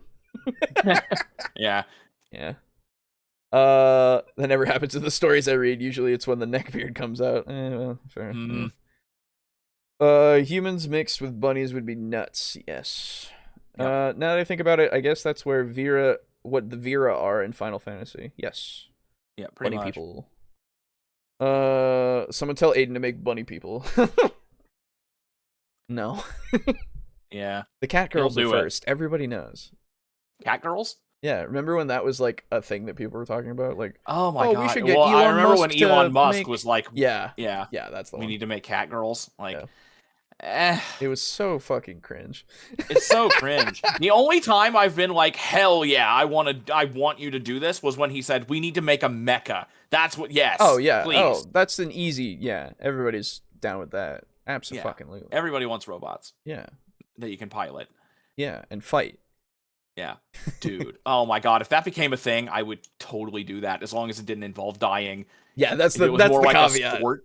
Yeah, easily. Yeah, if it was more like a sport and less like fucking Yes. Mech Warrior, holy shit. Yes, 100%. I would Well, oh, you know what? Actually, I suppose that kind of already exists with battle bots. That's a true. real thing. Yeah. Although, God, you need like a fucking robotics degree to do that shit. And man, it's super I wish.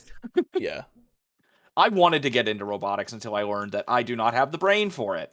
I did when I was in like elementary school. I was in the Lego robotic kind of thing. Oh, neat. Yeah, I did that for a little while, and then I just didn't anymore. Yeah, because I think we moved and they didn't have it anymore, so I just rip. Yeah, I could have been a battle botman. Yeah. Maybe making no money. That's right. But being sick as hell. Yeah, hell yeah. The genetics behind human and animal hybrids is so complex. Yes. Cat girls are fun. Yes. Yeah.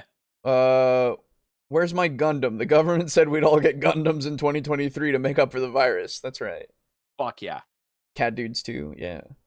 Not worth the money in most cases. It would only be viable in utero. Oh, for the hybrids? Yeah, that's true. Who's going to win the Musk versus Zuckerberg cage match? I guess we would finally find out if Zuck is secretly a robot. No, he's a lizard. Yeah, no, he's a lizard. He's a lizard.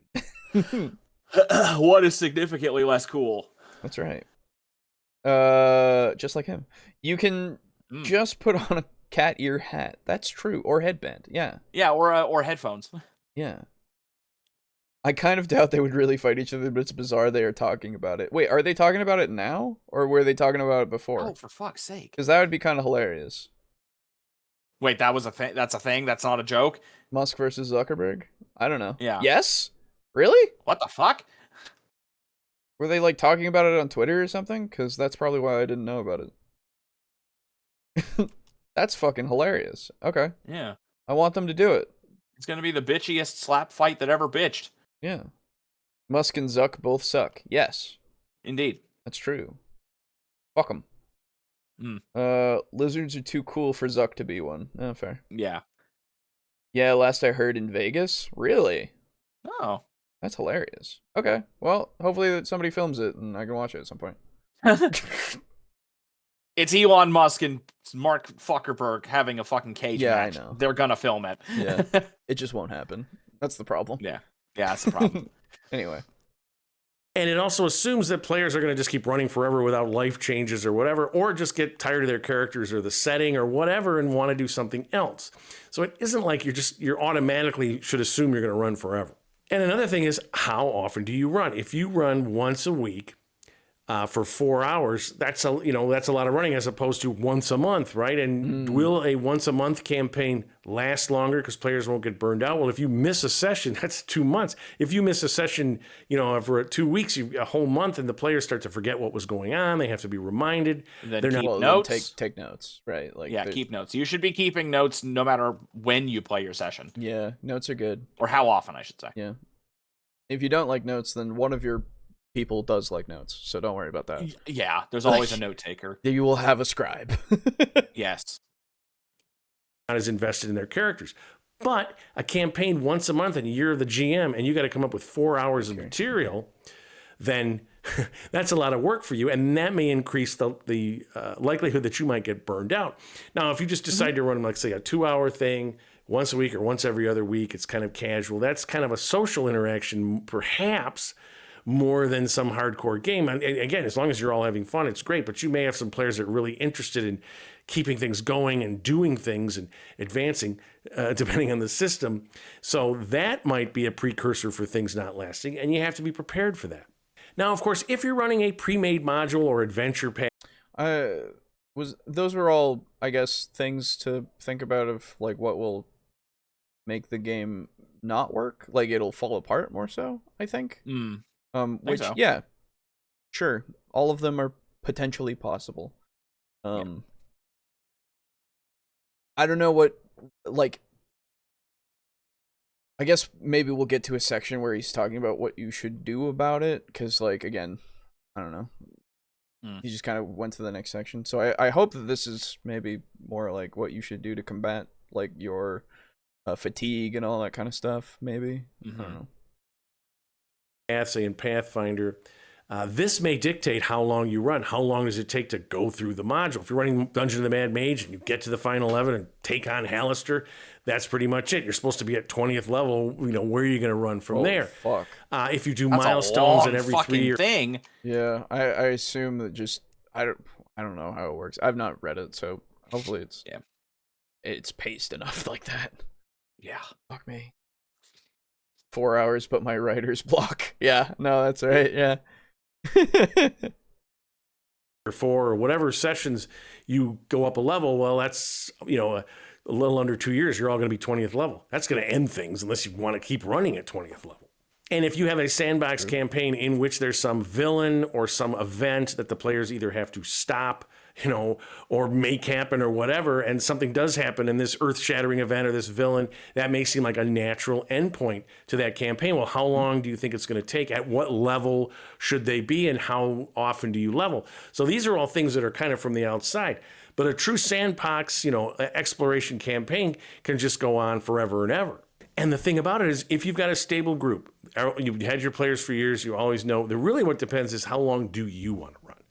How long, like LJ and Frederick are talking about, before they decide, I'm tired of this campaign, right? And then if you've got a stable group online, the same thing. If you're running online, you get on a forum. I've done this many times, Fantasy Grounds. I've gone on there and found games, 5e, Dungeon Crawl Classics, OSE, and a lot of times you get in there and it's not something I'm interested in. They keep canceling. Players cannot be committed. The DM doesn't really know how to run Fantasy Grounds, or a lot of people don't. It's just not something I'm interested in. So my schedule changes as well, right? I just don't keep playing. This happens all the time because you don't know each other. You're trying something out. And this is why you want to set a milestone for that about, when we get into a month in this, where are we going with this? Yeah, I think it's a good idea to kind of evaluate after you've done maybe a few sessions under your belt of like, does this seem like it's going to keep going?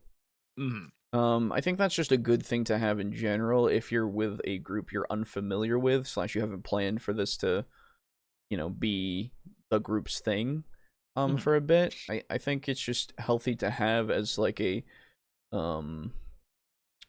just a thought to have in the back of your mind of like, potentially this, people are busy, I don't know these people well enough. We're not like super close. So like it could end and we could just not play this anymore. That's totally fine.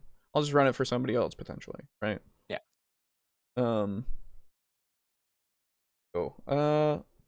Shit, I run every other week normally, about 8 hours, and still don't run out of material. I tend to over-prep, I guess, or maybe my players RP a lot and I take a nap. Yeah, no, that's the thing. That's good, if that's the case. Yeah. Yeah, I have killed to go stated, for 8 hours. I would love to go for like hours upon hours in my sessions and such. Yeah. It just depends on my voice as well as, what I've done in the day, right? Yeah. If but you've had your nappy. If I've had my nappy, as I am an old man coming home from work. Yeah, exactly. But it's if the way that one of the best ways, at least in my view, to have sessions last a long time and be, full of some interesting stuff, as well as have a bunch of material still on hand, is to have the players interact a lot and like make the story for yourself. Because no, make it for me. Oh shit. But like make it for me, DM man. I'm sorry. Yeah, right away players are but like having them have meaningful interaction, or maybe not even meaningful necessarily, just interactions in general where they, play off each other or talk about, whatever they want to, or discuss what's going on in the campaign and stuff. Like giving them the space to breathe, I guess, is the main part. Downtime? What? Well, it's not even necessarily like I guess it's the concept of downtime, but also just during your game, giving them moments to just assess or discuss, or just speak in general, because we don't need to necessarily pen in downtime as its own separate section, quote unquote, right? Especially with something like sandbox stuff. No, I don't just kind of wind up having that. Yeah, and even in something like a module or something, like, yeah, it's all there and such, but giving them, again, some time to just interact with the limited world, but potentially that you have there, just to kind of, I don't know, have some stuff come up, maybe of like backstory or just motivation, stuff like that, just that naturally comes out because of their interactions with themselves and the world, is good to have, and technically is downtime, right? Because they're not engaging with the story at hand. But yeah, especially in a sandbox where everything is just moving, and they are just another cog in the machine that sometimes stops moving, but it doesn't necessarily stop the entire machine. Fucking shitty machine. Oh, never mind. I thought to say fucking shitty machine. It's stopping all the time. it runs a bit more when it does run, but it's not necessarily critical to the machine. Yes. Right. And I think that's a good thing to have as an overall viewpoint of any game that you run, because again, it will make everything feel at least a lot more alive. Because with the module and stuff, you can kind of flub some stuff to make it so that things progress at a rate that is comparable to what they're doing, but it makes it so it feels like, they're not necessarily like the driving force, like things are going to technically happen, but it's because they're doing the things, but they don't know that necessarily, right? It's a whole art to learn, something that you get with experience. And I wouldn't say that I have it yet myself. It's a thing that you want to kind of strive for, I think, at least. I think I have some magic lore though. Oh, nice. Hell yeah. Oh, from your 4 hours, but my writer's block. I see what you're saying. Yeah. It sounded like you said sandbox for a second, and that is a sick fantasy epidemic name. Yes. Yeah, actually. Sandbox is what I'm going to call it when sand gets in your shoe. That's fair, Lux. Yeah, I also heard the sandbox thing, but I knew what you meant, so I didn't really think about it too much. But yeah, having it be like a fantasy sickness is cool. Cool. Everybody's turning into sand slowly. Very fucking cool. 10 hours of mez, fuck yeah. Oh, Jesus. 10 hours of Tharnanar, so you know that. Oh, God, no. I don't know if he could do things for 10 hours. Oh, he'll find a way. I feel like somebody would crush him before 10 hours came about. Everyone thinks that Alejo's NPCs have become heavy smokers, but actually it's his voice is just giving out. That's right, yeah. That's true. They get a lot deeper and a lot more sleepy. Maybe my Delta Green character should be a heavy smoker or recovering from a cold. Hey, there you go, Lux. Yeah. Or just have a cold during the adventure. Yeah, why not? Maybe he's got sandpox. Sorry, I'm getting over a cold. I'm sorry. Continue, please. Turning to sand. I'm sorry. Yeah, I'm sorry. My skin is just actively becoming sand. What can I do? Yeah. Let's continue here. Oh yes, I'm very contagious. What's up? Yeah. God damn it! 6 fucking feet. A binge drinking copper dragon would be cool. Yeah, sure. I wouldn't wish going on a dangerous mission when you're recovering from a cold on anyone. That's fair. Yeah. Sickness bad. Well, then, you know what? That's your backstory. Why the hell are you going on a dangerous mission with a cold? Must be something important. Exactly. Wink, wink. That's right. So that's what I would say. Have an idea of how long you think you want to run your campaign. Maybe you go with what seems to be the kind of majority here, a year or 2. You think that's how long I want to run. But then set milestones for thinking about where are we in this campaign. So and tell the players this up front. Tell them how long you're planning on running and when you're going to do these milestones. So maybe the first one is a month. We're all going to check in and we're going to say, how are things going? Is everyone having fun? Does everyone like the way it's going, the style of play? Yeah, and you offline or whatever, you can ask people too, is there any problems with the way I'm doing things or the other players? Tell me now. Are there problem players? Do we have to talk to them? Are they threatening the length of the campaign, right? And then set up a... Good luck getting any information out of that, but sure. Yeah. Like, actually, no. Fine. You know what? If you're not in the group in the game right then, it might actually be more likely that they would respond. Yeah, that's fair. Because when you're in the table, everybody's like, "Yeah, it was great. It was fun. It was good. I really liked it. You did fine. Yeah, everything was fine." After the fact, people sometimes take some time and they go, "Well, Yeah. there was this one thing that kind of is. It's now that you mention it, it's on my mind, right? So once everybody's out of the way and they don't have to look at another person and see that they're also going, yeah, that's fine. Yeah, it's good. The groupthink is gone, You might get a little bit more. So yeah, mileage may vary in that point. Yeah. Another milestone, let's say if you're going to run for a year to 2 years, maybe 6 months, to say to the players, I'm going to decide myself if I'm interested in keeping this going, and you should too.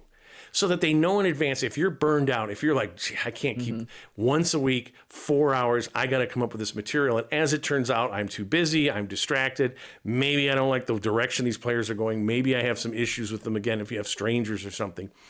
You've told them in advance that after 6 months, we're going to have this kind of milestone of where we are in the campaign.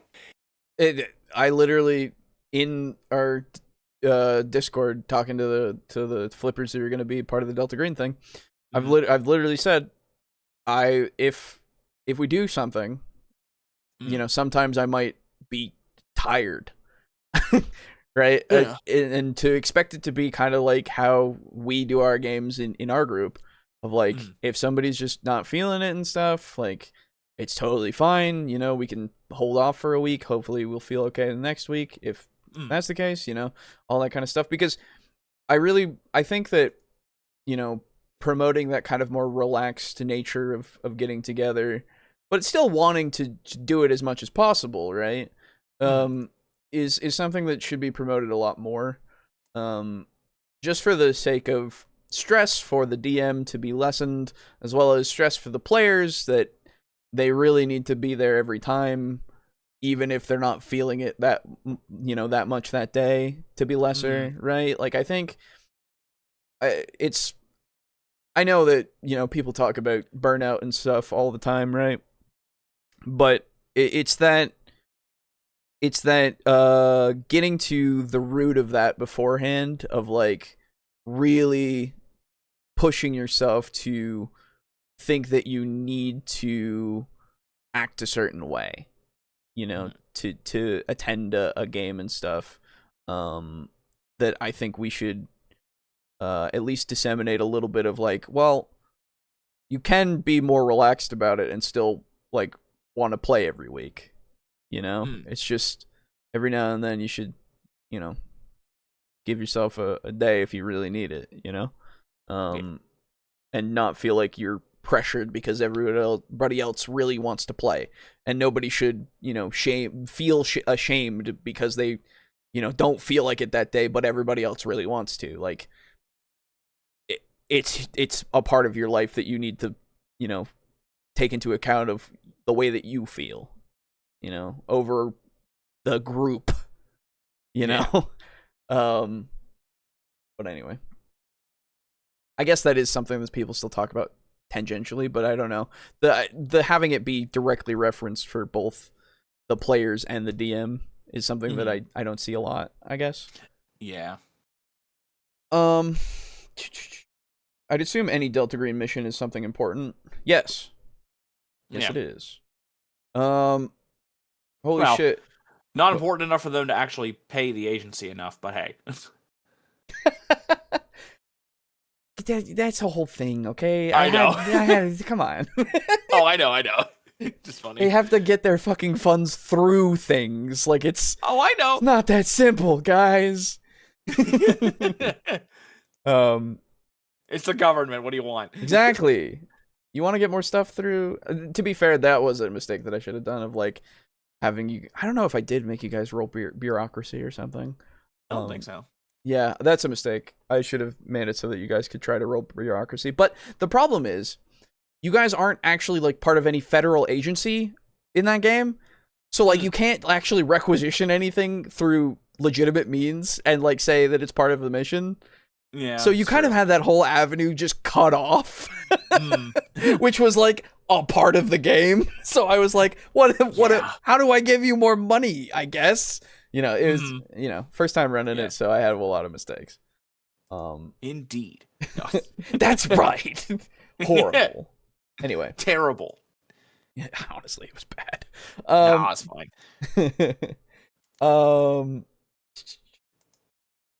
What was it? Oh yeah. Holy shit! What if Tiamat got drunk? We'd be dead. Actually, no, she's trapped in hell, so not necessarily. Well, no, she's not really trapped there. She just lives there. I thought she was also like imprisoned there. Nope, that's just where she resides. Oh, well, yeah, we'd be dead. Cool. Yeah, no, we'd be dead. It'd be dead. Do any of you guys hate each other? Do I need to kick anyone's ass out? Yeah, I mean that's a question, right? Yeah, right. If your DM asks you for feedback, just stare at them silently for a minute and then say, "You know what you did." That's horrifying. Indeed. Horrifying. Like that. Yeah. If your DM asks you, oh, sorry, I just read that. Well said, Alejo. People need to take care of themselves. Thank you. Yes, exactly. Yes. You want more stuff? Do crime. Crime pays more than government. True. I suppose criminal is one of the professions you can possibly take. Yes. Profession in quotation marks. Yes. Yeah, no, it is. It's one of the things you could do. It has a whole skill set and stuff. It's really cool. Yeah, it's great. So much about Delta Green is super fucking cool. God damn. Yeah. So excited. I'm gonna have to read through that whole rulebook one more time just because one, it's cool, and two, I just want to refresh again. Yeah, right. It'd be so much fun. No, I mean, like, hell, there are times when I just grab my fucking Keeper's Handbook and I'm like, I'm just gonna read through some of this shit again. Yeah. Yeah. There's also that because I have that over there somewhere. Yeah, I see it from here. Yeah. Oh man, it's also really fun. And another factor that can really make a difference in terms of sustaining a campaign for a longer period of time is the type of system that you're running. If you're in kind of a storytelling system, a cooperative, the players and the GM are kind of creating things as they go along. Yeah. We're not worried as much about the interactions, remembering this or that, or having things consistent, or the details, because you don't feel like writing them down, and neither do the players, or maybe they do. You can potentially sustain that. It's a more social thing. It's not so strict in terms of that. You can sustain it a lot longer and not get as burned out. But if you're in a system heavy on stats, heavy on, advancement, and also heavy in terms of you creating a homebrewed world where you got to remember all these details and all these interactions that the players are doing, and all these characters, classes, and NPCs that have to interact as the players go up in level, it's more complicated. You can get more burned out and you can start to slack a little bit. If you're improvising all the time, and if you're sort of making things up as you go along and not remembering things, the players are going to see that. They're going to see that they're going to say, well, isn't this person this? And aren't they doing that? And you're like, ooh, I don't remember, or whatever. Or you just say, oh, yeah, that's right. Now, they may not be bothered by that at all. They might be having a great time. Oh, that's just the way KR does things. You can't remember. He's too busy with work and this and that. But it also might wear on you a bit. Like, this is a lot of work and I got to do all this stuff. And this system, man, this thing really takes your time up. And that can affect how long you really think that you can sustain a campaign. Mm-hmm. It isn't just, we're going to run forever. We're going to run for as long as it takes, whatever. It's how long can I sustain with the amount of time I have? Now, if you've set up a milestone and after 6 months, you say to the players, you know what, I'm kind of burned out. I don't have the time. I want to do a good job. I want to keep playing with you guys, but I can't be the GM. Two things can happen. One, someone else may step up. There might be somebody that's like, hey, I want a GM, but KR is always the forever GM in our group, but now he's had this thing where it's too much to do this. I want to try. I want to be a GM. Or maybe a series of one-shots with all the players. The other thing that can happen, you say, oh, it's 6 months and I want to start. And they're just like, what? What are you doing? We love this. We're having the time of our life. Why would you stop that? Can we do something else? And you know what? That has a tendency to recharge your batteries. Suddenly you're like, something? Maybe I can put a little more time in. Maybe I can do this. It may not last forever. You may, after 6 more months, you might be like, that's it. Or for 1 week. Yeah, that's a little dangerous of a thing, right? Because you're pushing yourself at that point. Potentially, right? Potentially this could happen, right? It recharges you for 6 months, sure. But also you gotta also remember the other side of the coin is, well, you try it again for another month or another session or two, and you're like good for a little bit, and then you go, fuck. Yeah, and then you're no better. You're and no better you've off. kind of, and you might actually be worse off. And you've kind of put that expectation now, right? Of, they're expecting more because you've already given in once, basically. Yeah. Which, if you have a group that's understanding, you should be fine to just say, okay, I was mistaken. No, fuck. I done fucked up. I need a moment, please. Yes. Which, hopefully they're like, yeah, okay, cool. But I can see if you're in a random group and they're just having a great time, that they might get maybe a little upset about it. It's possible. Again, I try to play with people that aren't going to be that way, so I'm not necessarily the best judge of that kind of character, I suppose. Because I hope and act and hope that other people act like adults a lot of the time. Most of the time we do. Yeah, most of the time. And it's it could all become a big thing, but at that point, you've kind of figured out something about your group potentially. More information can be gleaned off of something like that. Any kind of response, so that you can kind of figure out where you stand in that kind of group. If you want to keep being in there or not, there's a lot of different factors here. Just like with anything, your mileage may vary in many different cases, right? So just, you got to be aware about you first, and then figure out about the game and the group after that. Government pays a lot as long as you're a politician. That's right. One-shot plotline dude dropped one-shot plotline dude dropped his ring down a deep hole. Go fetch. Yeah. There you go.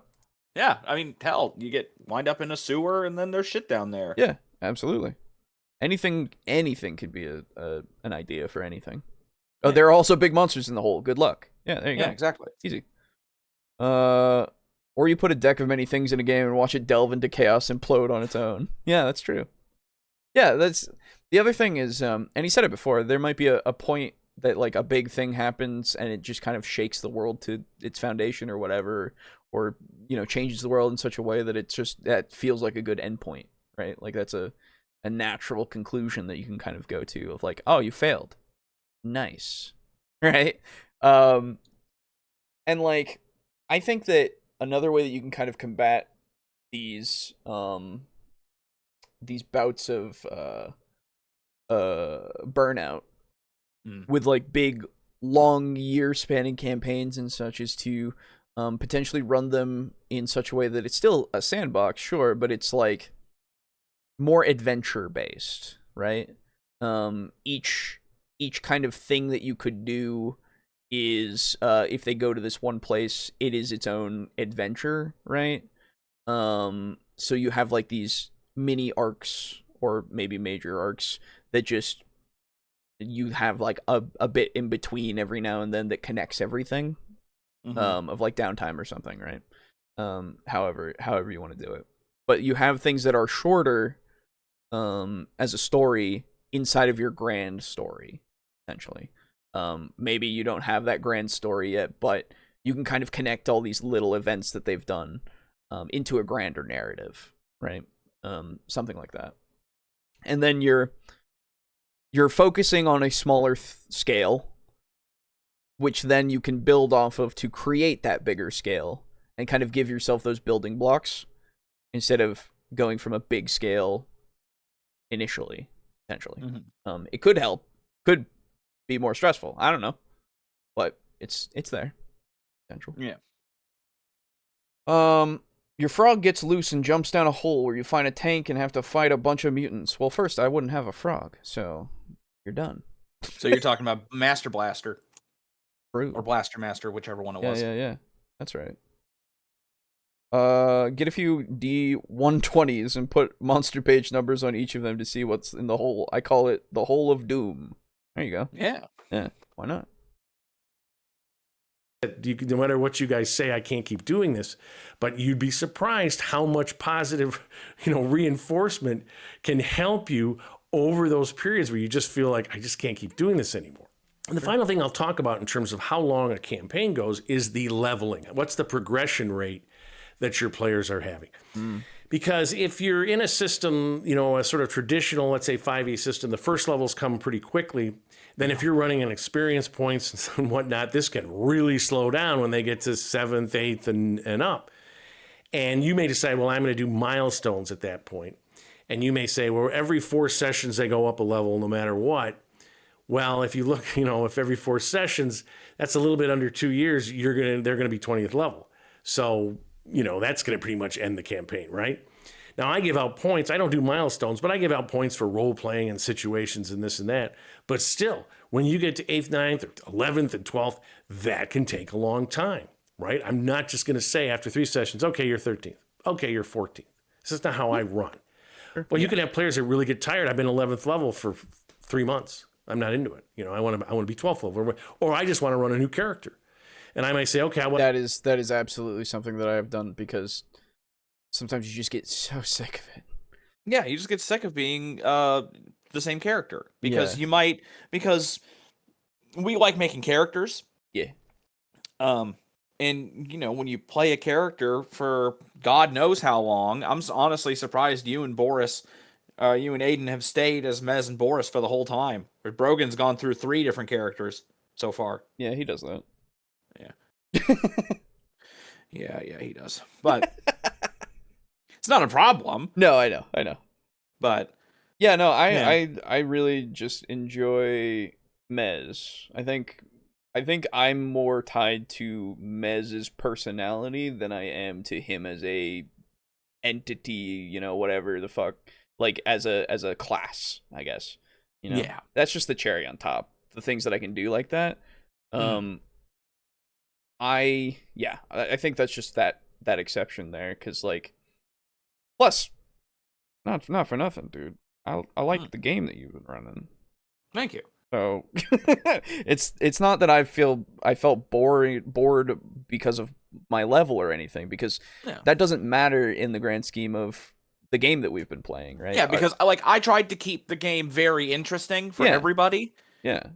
The level barely means anything in this campaign. Yeah, exactly.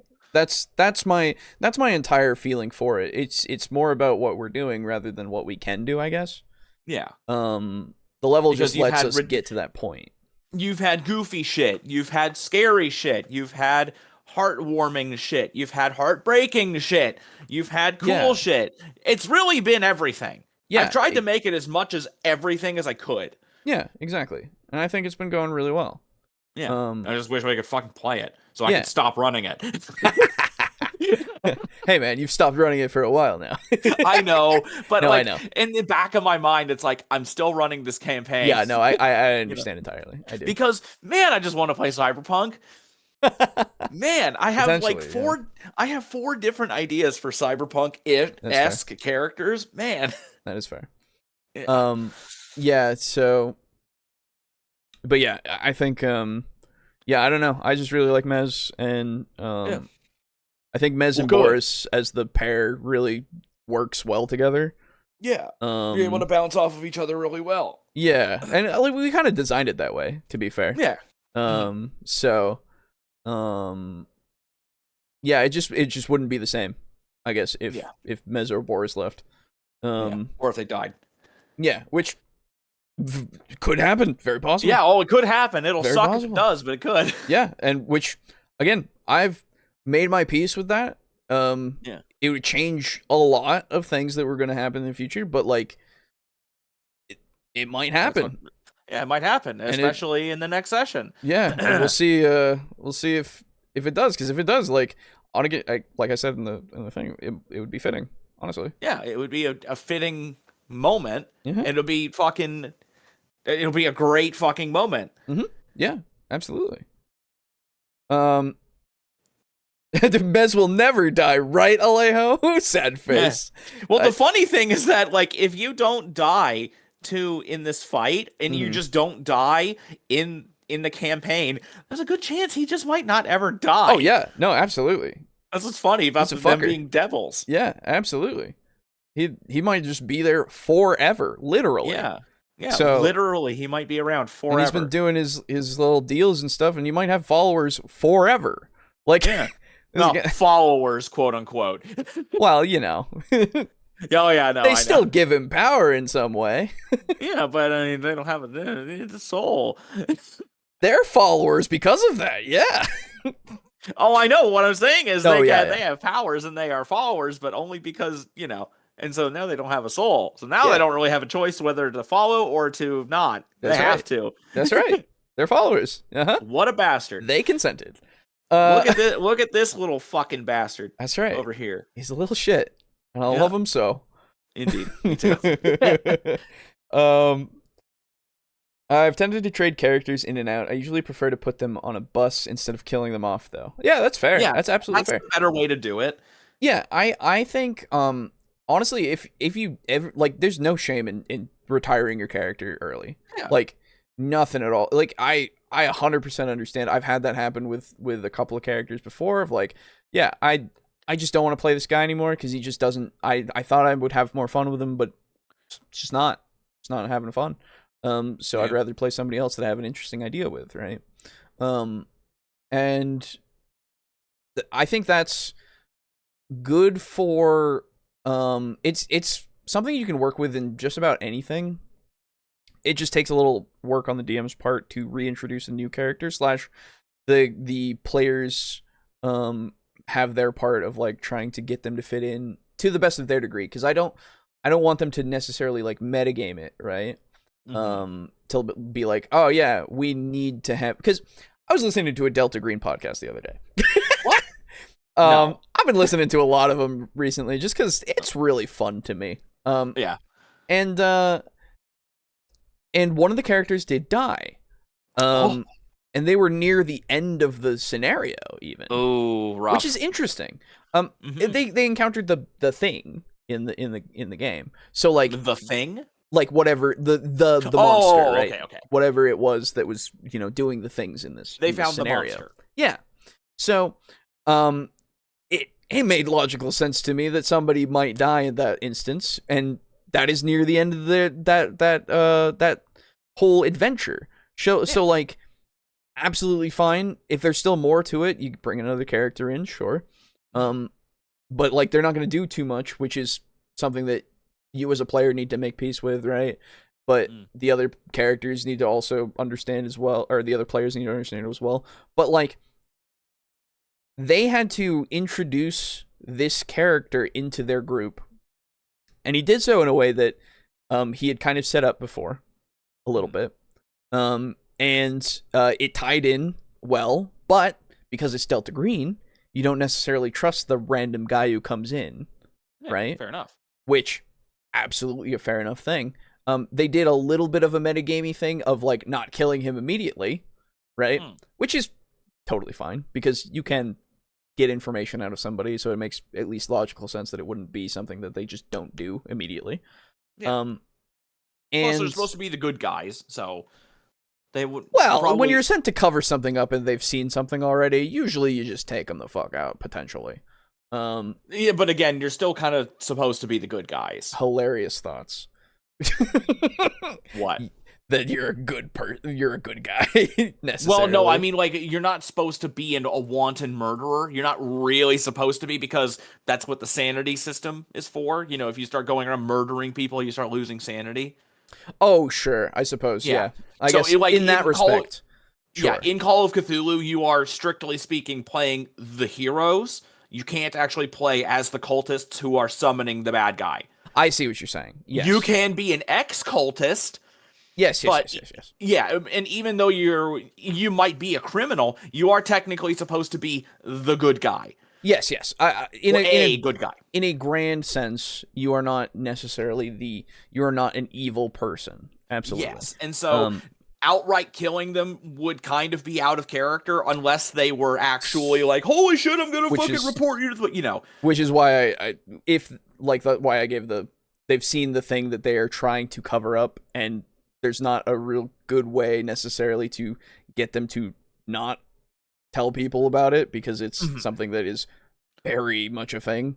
But the way that you get out of that, at least in that instance, right? Because they had to figure out how much they knew and who they were and all that kind of stuff. They needed to get information to figure out if they had a family and all that kind of stuff, to see how many loose ends they had to tie up, right? Which makes perfect logical sense. You don't just outright kill a person at that moment. So, like, but they would have if they had to, right? Yeah. Oh, that's fair. That's more where I'm going. Of, like, they would have absolutely killed him if they needed to. But they were able to get the information that they needed to tie him to another sect of Delta Green, because obviously they're another character that is another sect of Delta Green, and it tied into what they were doing before and gave them more information and kind of made a connection that wasn't there before, that people hadn't known in the actual organization itself, right? So it all worked out in introducing this character into a group that, one, was distrustful, and two, was, you know, had just was nearer to the end of a scenario. But it could work in any kind of scenario in that kind of respect of introducing that person in, if you can tie them in somehow, right? Yes. The other way you can do it, now that I'm in Delta Green talk again, is you can make them become a friendly, right? A friendly is a person who is not necessarily in the organization, but is a contact. Yes, but is somebody who can be trusted, without revealing information and all that kind of stuff. So that's another avenue. Oh, okay. So a friendly is someone you can actually speak to about the mythos and stuff? To a degree, yes. Okay. Right? Like, they know what they know, and you kind of stick around that, right? Fair enough. You give them the information that you need to give them, but no more than that, right? Yeah. So that's another way that you could kind of introduce another character in, and potentially, because of this whole adventure, they become an agent themselves too, right? But it's just another one that you can put in to make it so that you don't just go, random person off the street. Yeah. You are now in the game, right? And see, now there is another way you can do that. Especially with Delta Green, it would work really well there because you're part of a government agency. Yes. It wouldn't really work well in the exact moment, but put it this way. Say you are tracking a foul beast, sure, and you get into a fight with it, and one of your people gets killed, the monster runs away, or you guys run away. Somehow the two groups have separated. Yes. At this point, you can easily call Delta Green and be like, hey, we lost a guy. We need a replacement guy. Yes. You know, that is another thing you can absolutely do. Yes. Yeah. And that's a good way to get them in instantly, but you can't do it in the middle of the encounter. They have to get away and get to a place where they can actually contact them. And I think that's a thing that you kind of have to do in a lot of games, right? Of like, don't do it in the middle of something, right? You have to do it. You kind of have to introduce somebody gradually, not gradually, but like when there's a moment to, right?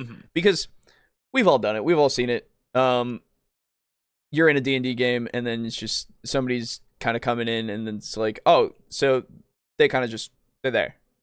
Yeah, they're just there now. They walk up, and they go, hey, what's up? And you go, hey, what's up? You know? Yeah. It's like, my old character was Bob. This is Rob. Right. Something like that. Yeah, absolutely. And like, you can do it in a better way than that, obviously, like we've said before. But for the speeding up the game and stuff and getting this stuff all set, you can kind of rush through that. It feels more like you can rush through that stuff if you really want to in something like D&D and all that. I don't know. Maybe that's just my vibe that I got off it now after having played it for so many years, right? Just because, like, if I really care about that kind of introducing somebody in, then I would make them wait for a while, which doesn't feel great. But in something like Delta Green, I feel like that's something that you can expect sometimes, of like, at least because of the tone and everything, right? Yeah. It makes it so that like being patient and like coming in at the moment that feels more natural is kind of necessary, I guess. Because I mean, it's an investigation. It's an investigative game. It's not meant to be super combat heavy. And I mean, hell, you know, your character could die in the middle of a combat, and then by the time they've like the other players and characters have like gotten out of that situation and cooled off, and they're ready for another character, you're probably already done making your character. Yeah, that's also true. And the other thing is, with Delta Green, it feels like you can still do the mission even if you lose a person. Yes. Right, which is fantastic. Honestly, it's a whole different feeling than have I sold you guys on Delta Green yet? That's really, I'm just a shill, really. Yeah, he's just and that's fair. It's a good game. It is a good fucking game. I just want more people to love it like I do. Yeah. And I've only technically played it one time. I mean, hell, I've only run 3 games. Yeah. That's it. So, like, you know, anyway. Yeah. I don't know. I've never played Call of Cthulhu more than once. That's fair. I would love to play Delta Green. Oh my god, that'd be so much fun. Fuck. Anyway, oh gosh, this was all about trading characters. So my original point was, there are many ways that you can just trade characters in and out. It just, if you get tired of playing your character. Yeah, and there's nothing wrong. Because that's where we were coming from the video. I kind of forgot where we were coming from. Yeah, exactly. Anyway. Dispotter is a badass. Yes. Thank you. Character takes an arrow to the knee. Yeah, that's right. And then they just go. They're done. Yep. So my more tame character idea is a cop that finds out about Delta Green while investigating some agents who are on a mission and ends up finding out what's going on. The other idea is a streamer, media specialist, who's into occult stuff and stumbles into too much information. Both of those are, absolutely. Both of those are great. Yeah, 100%. Both of those are fine. Do whichever one you like more. Yeah, and then if one dies, then you've got the other one available. Also true, yeah. Actually, there's an interesting thing, because this is a little bit of a spoiler for Pretending to Be People, if anybody knows Pretending to Be People. But there was, actually, this is one of their, anyway, I won't specify many things, just so that it's less of a spoiler, because I really recommend Pretending to Be People, the Delta Green podcast. The fucking nerd. That's right, I am. I've even subscribed to their Patreon.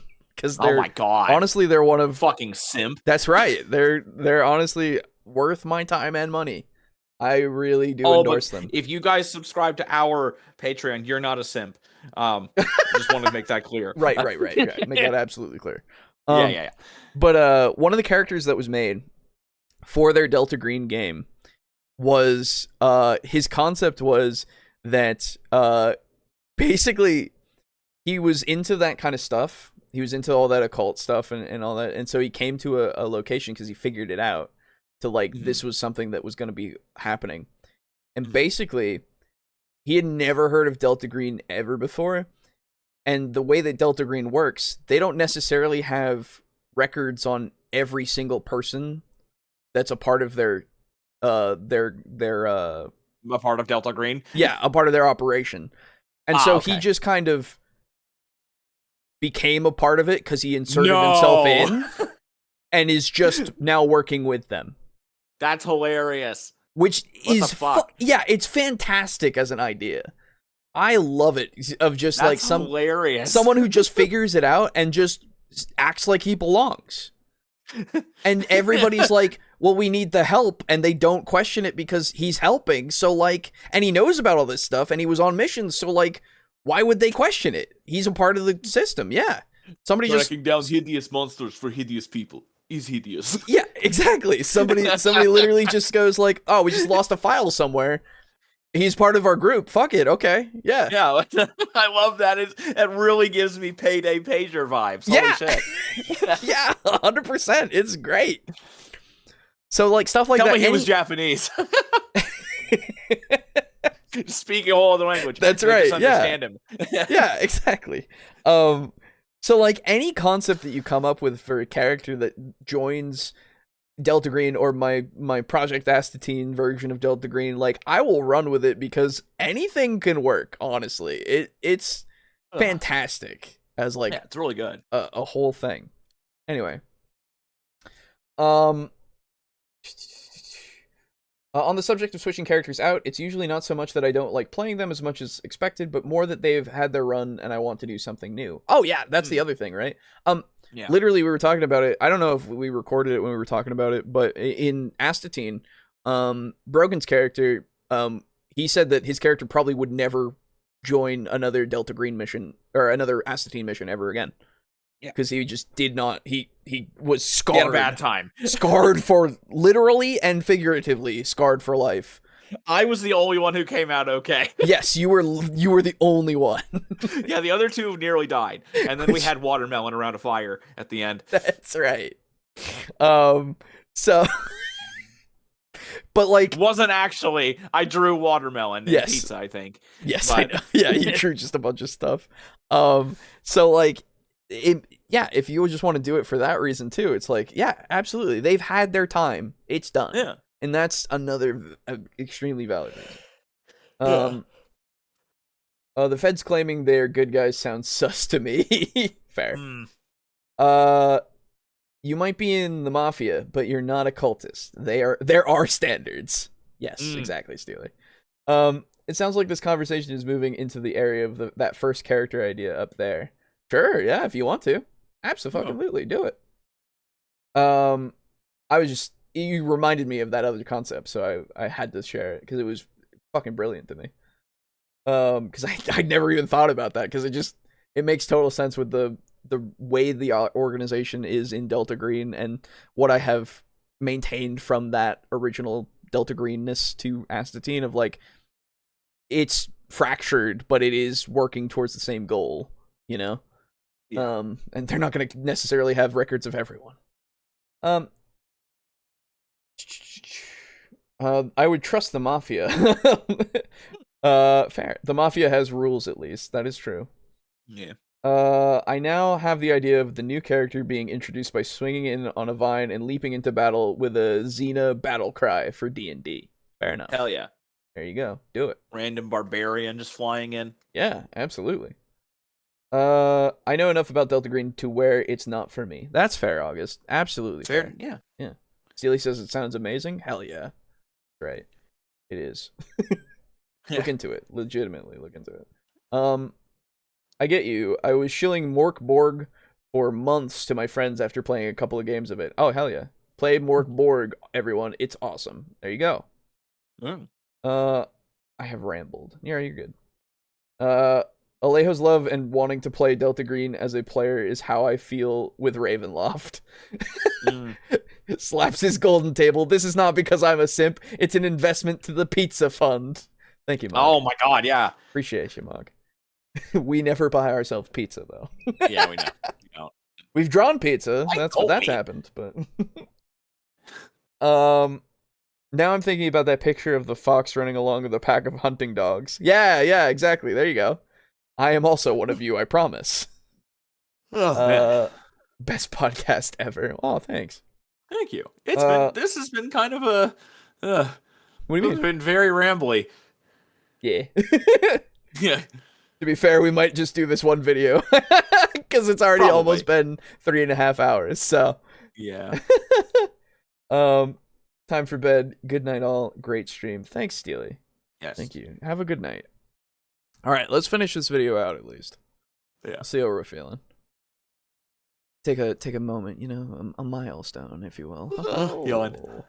But everyone else, let's run a new campaign. Let's start something new, right? So the campaign ends naturally that way. But again, if they get to 20th with milestones, that's going to end it as well. So here's the thing. You may just say, I'm going to start my campaign. I'm not even going to worry about that. We're going to run as long as we're going to run forever. But I would say, think about how long it's realistic to run this campaign. 1 to 2 years seems to be a really good length. And then once you've done that, set some milestones to check in and see how things are going, how people are liking it. Do we need to make a change? Do you want to make a change as the GM? Are people into it? Am I into it? And we're going to recognize that if we're not, we're going to stop this and do something else. Run another campaign, another player, whatever. Mm-hmm. And I think your players knowing that, and knowing you're going to be honest with yourself about how much fun you're all having and whether this is worthwhile, it's really going to help them, I think, be invested, give you encouragement, tell you what they're into, what they're not into. You can say the same thing, and you can sustain a campaign for years on end if you want to. Mm-hmm. And if you like what you see on my channel, please subscribe. Always looking for more. Leave some comments. Love to hear more things on how long in real lifetime you run campaigns. And most importantly, keep playing an RPG game, whatever system you prefer, and tell somebody else about it. Nice.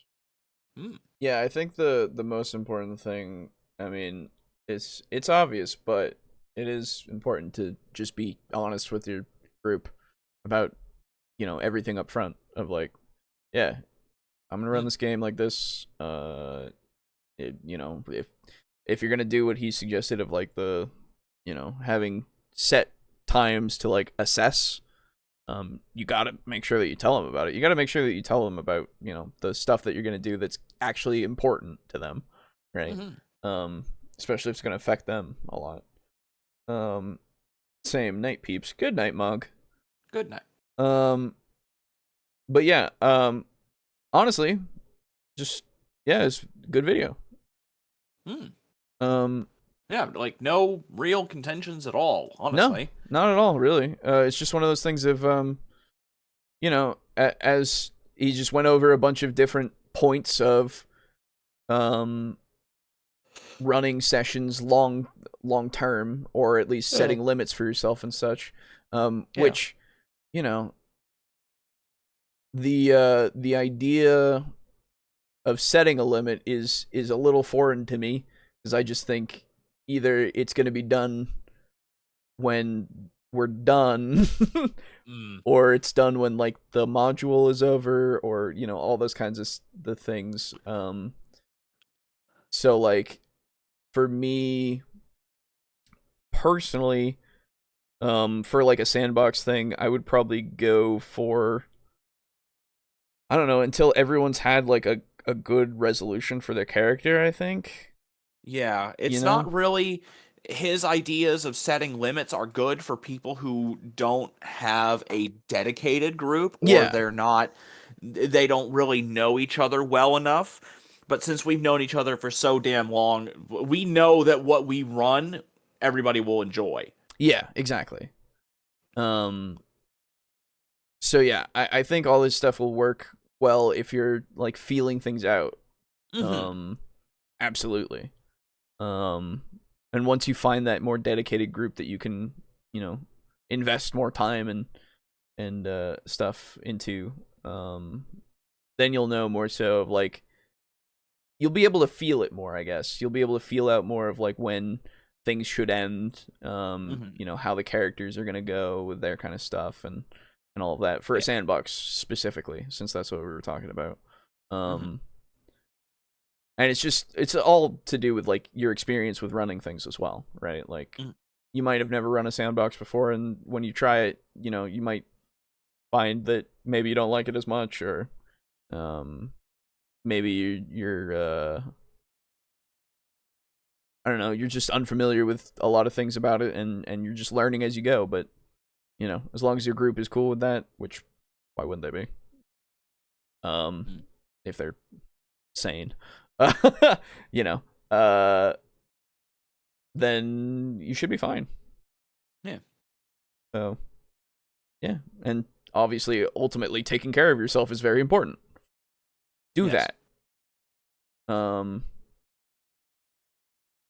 Yeah. so fixing CR next time.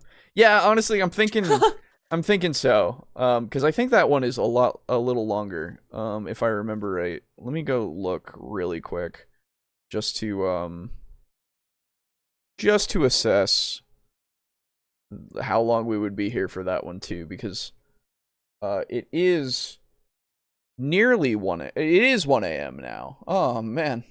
Yep. And I did folks, actually it's King. potentially that's the wrong video to look at. I did actually potentially want to sleep tonight. Potentially more than 4 hours or less. So if you have a kitchen skill. Oh my god. This one's only 11 minutes and 29 seconds. That's fair. Well, we're already done, so we'll wait until next time. That'll be the next one that we do. Fixing 5e's challenge rating. We'll look at that and see that's all about. So I'll have to fix the title and stuff. But so that's that. I will move over to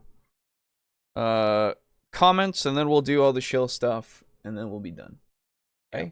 I think though I will have to bow out for right now though, because I've got to use the restroom really bad. Oh yeah, fair enough. Go on. Yeah, so good podcast. We'll talk again later. Yes. Have fun. Good luck. Love you. Goodbye. We should buy pizza for ourselves. Yes. Okay, we should buy pizza for ourselves. You're right. All right. Well, let me put me on. It's just gonna be me. Just me. Only me. There we go. That'll work. So I'm gonna read comments and stuff, and we'll be done after that. Actually, I can just put this away. There we go. I guess my cousin wants to do a watch party of Invincible, so this works out. Nice. I've never watched it, but I've heard okay to good things to mediocre, I think. Great show, guys. Thank you. Okay. So, moving over to comments. Let me get these up. Oh, why did that not work? That's why. So, we only have a few, and they're not that long, so this won't go too much longer. On last week's episode, our chilling out, chatting, and checking in, Unit Rico says, I'm 100% with Alejo. Raw bell pepper is top tier. You can buy small ones here that are sold as snacks. They're great. Hell yes. Good stuff. Timothy Martin says, hello, bros. This was a nice slice of life episode. Hopefully my writer's block will stop soon so I can give some more lore, but who knows? Anyway, me and Alejo are honey bros now. Hell yeah. That's right. Super funny ending line here. Have a nice day. You too. And yeah, we are. Honey is good. I'd say it's good as long as you have the stomach for some graphic violence. That's also true. Which I think most of us do at this point. We're all desensitized to the point. Well, not all of us, but yeah. Vox Machina is more violent though? Really? Weird.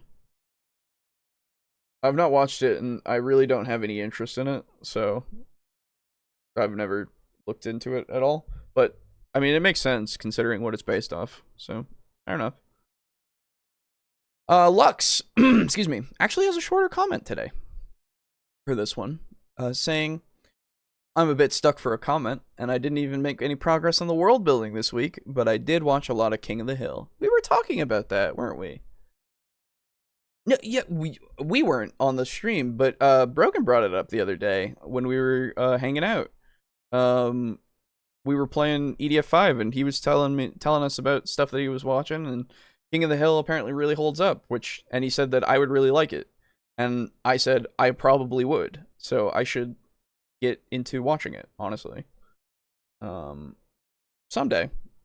I have many things on my list to watch. Honey emoji. Yeah, that's right. Yum.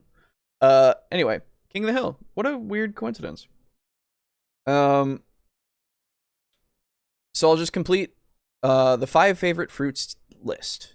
cherries, blackberries, watermelons, and nobody can stop me. Hey, you go off.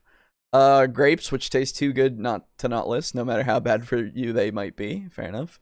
Lemons, because they're apparently a good source of vitamin C, being high in citrate makes them good for preventing kidney stones, and they don't have the issue of being high in sugar like oranges. Fair enough. Yeah, that is true. I also like the sourness of lemons. I'm big into sour tastes, honestly. And that's a comment. The world is saved once again. Hell yeah, Lux. Thank you for keeping our world turning. Commenting. The algorithm has been showing me a lot of King of the Hill clips on YouTube lately. Really? Nice. Well, there you go. Grapes. Yeah, I've seen, like, things here and there. I think I've watched 1 or 2 episodes in my life, but I can't remember them at all for the life of me. Yeah, apparently it really holds up and it's funny, so I should watch it at some point, apparently. And you know what? I very well might one day when I'm sitting on my couch and really thinking about watching something and then, you know, deciding finally to watch a thing. So that's all the comments. Thank you for commenting. If you have, and if you haven't, well, that's okay too. Thank you for watching. Other than that, you can support us financially if you so desire. Going over to the Patreon of patreon.com/TableTalkDND, you can find us, and you can join in and become a table flipper of as little as $1 a month. Up to you. We use this money to really just do community shit now. We've given away some merchandise for Garabingo. We've, you know, paid for books and stuff for giving those away at one point. We've paid for dice that you can buy as well. It's really, honestly, all just for the community, really, and the show. So if you want to help support that, you absolutely can. That being said, a big thank you to our tier 4 flippers, the gold tier: Draco Kraken, Mog Zero, Rick aka Unit Rico, Slazer, Steely. Big thank you to all of you. Thank you for supporting the boys in our endeavors. Hope you've been enjoying. Thank you to Drake Cross, of course, at tier 3 as well. Thank you for those silver flips. Appreciate you. And, of course, thank you to Neon Armok at tier 2 for those bronze flips. Good stuff as well. Thank you. And, of course, a thank you to our tier 1 contributor. That being said, of course, if you do decide to take away your patronage at any point, please feel no pressure to not do so. You are absolutely and encouraged to spend your money on other things if you need to, and not give it to us. We appreciate it nonetheless, but you matter more than this show. I promise. You do matter. To us as well as to, you know, the world. So, there you go. Take care of yourself first, as always. The other way you can become a table flipper, now that I've said that, is you can go over to Ko-fi and do the same exact thing as you do over on Patreon. If you do it through here, you will also become a table flipper. All the same membership levels. And you get access to our secret little table flipper chat that we've been using a little bit. And I've been talking to some of you about games like the Delta Green stuff, as well as you know, I've actually tried to become a lot more active inside of the Discord, and I think I've been doing okay. We've been doing a lot of 40k talk because that's the new thing right now, and been getting together people to play a bit more and learn, and yeah, it's been really fun. And I'm hoping to set up some more game stuff. I actually am thinking about at some point streaming some more Payday 2, just so that I can do some more stuff in that. before 3 comes out in September, I think it's going to be, which is a ways away, for sure. But it's not that far away. And I do want to still try to get all the achievements and stuff. And if people want to play, games and stuff, Payday 2 is a thing. Speaking of Payday 2, nice little segue. Another way that you could support us that I'll talk about right now, instead of at the end, is Humble Bundle. We have a link in the description that you can go and buy stuff at, as I was talking about in the beginning, more so. And one of the bundles is actually all of Payday 2 right now. If it's actually been going on for a little bit, but right now you could get literally all of Payday 2 for like $25. It's gonna be gone by the time this comes out as a VOD. $20. Literally all of the DLC and stuff, I think. Very well worth it. It's one of my favorite games of all time. So I would highly recommend that if you're watching right now, you don't own it, and you can play it to get it. Really good. But yeah, everything that you do through the link that you buy, either a bundle or any of the store stuff, supports us as well as Tabletop Alliance. Another link in the description there that you can check their charity work and what they do. There's some other bundles here that you could get as well. The Ultimate RPG thing is not RPG books, Ultimate RPG guides. It's a lot of books that are about RPGs and playing RPGs and such. Potentially stuff that you like, as well as some VR stuff here if you have VR, and some Pride stuff that's going to be going away soon as well. A lot of good stuff in there. The Celeste and Growing Up. I've not heard a lot about Growing Up. Is that a game that is liked? Because I've seen both things. Boyfriend Dungeon sounds hilarious. I like that. And then, you got a bunch of stuff here, and they cycle them through every week, every few months or so, as well as getting the choice, which I was talking about before, which I will have some free games that I can just give codes to, in the Discord as well in the future. It's good stuff. So go check out Humble Bundle and tell them we sent you. Okay? Other than that, of course, you can support us by going over to our website, tabletalkdnd.us, and going over to the support us page. You can find all the things that I've just talked about as well as other things, and buy our custom dice for $15 through a PayPal buying. It's there. It's cheaper. It's some dice. They're really nice. Never played Growing Up, but I like Celeste. Yeah, Celeste is cool. I've never played Celeste either, but I've seen it played, and it's cool. But yeah, these dice are great. We still have a bunch of sets of them, so there's plenty in stock right now. Go buy them. Once they're out, they're out. They're done. Until we do another, dice release. That'll be it. So those of you who have them, I mean, they're the only ones that exist in the world. So take that and enjoy that, I guess. It's actually really cool now that I think about it. Neat.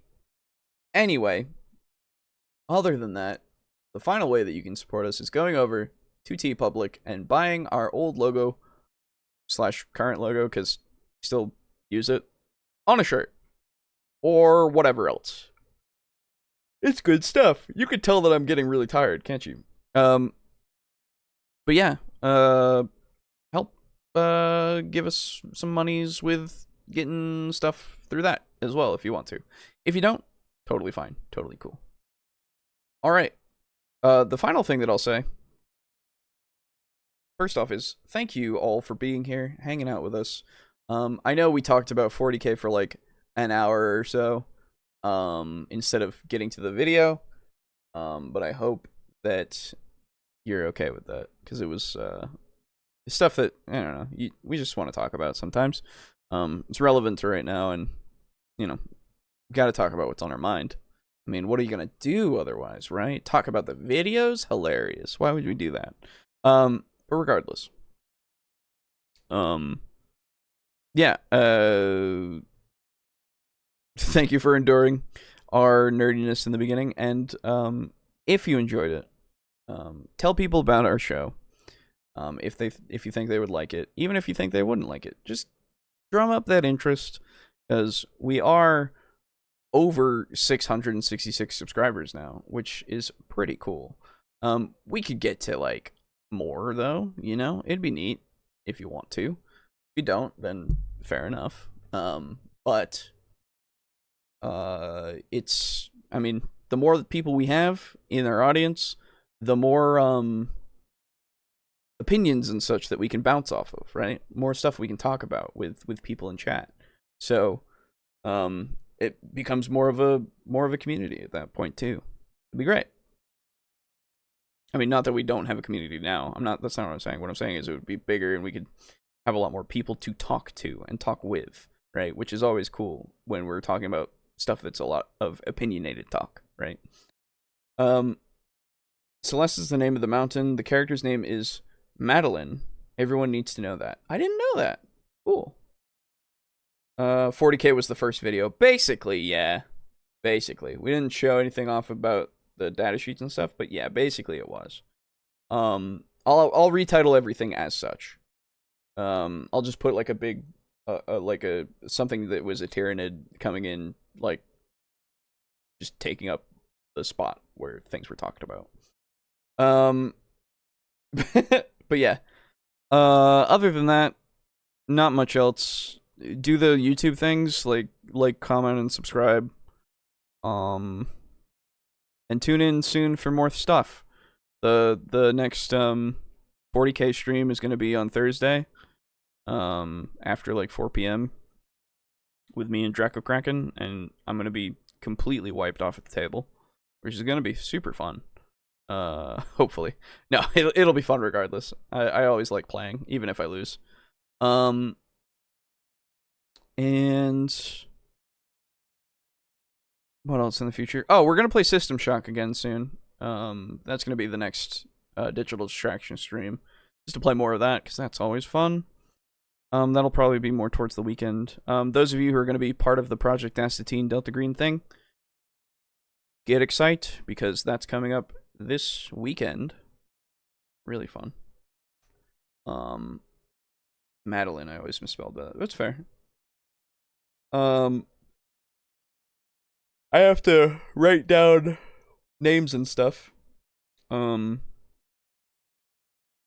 I have to finalize a few things of like static things that will not change, but everything else that will change, I will not just write down. I will note in my brain. So that'll be interesting. It'll be a session 0 though first, and if we can get to it after questions and stuff and clarifying rules, we'll get to playing maybe that day or maybe next week. We'll see. But regardless, I've rambled enough. I'm tired, and I would like to go to bed. I've gone on for almost another half hour. So thank you again for hanging out, and we'll see you next week. Goodbye. Goodbye. Oh, my throat actually hurts. Goodbye. Have a good one. Have a good one. Go to bed too if it's time. If not, do whatever you want. I can't tell you what to do. I'm not your dad.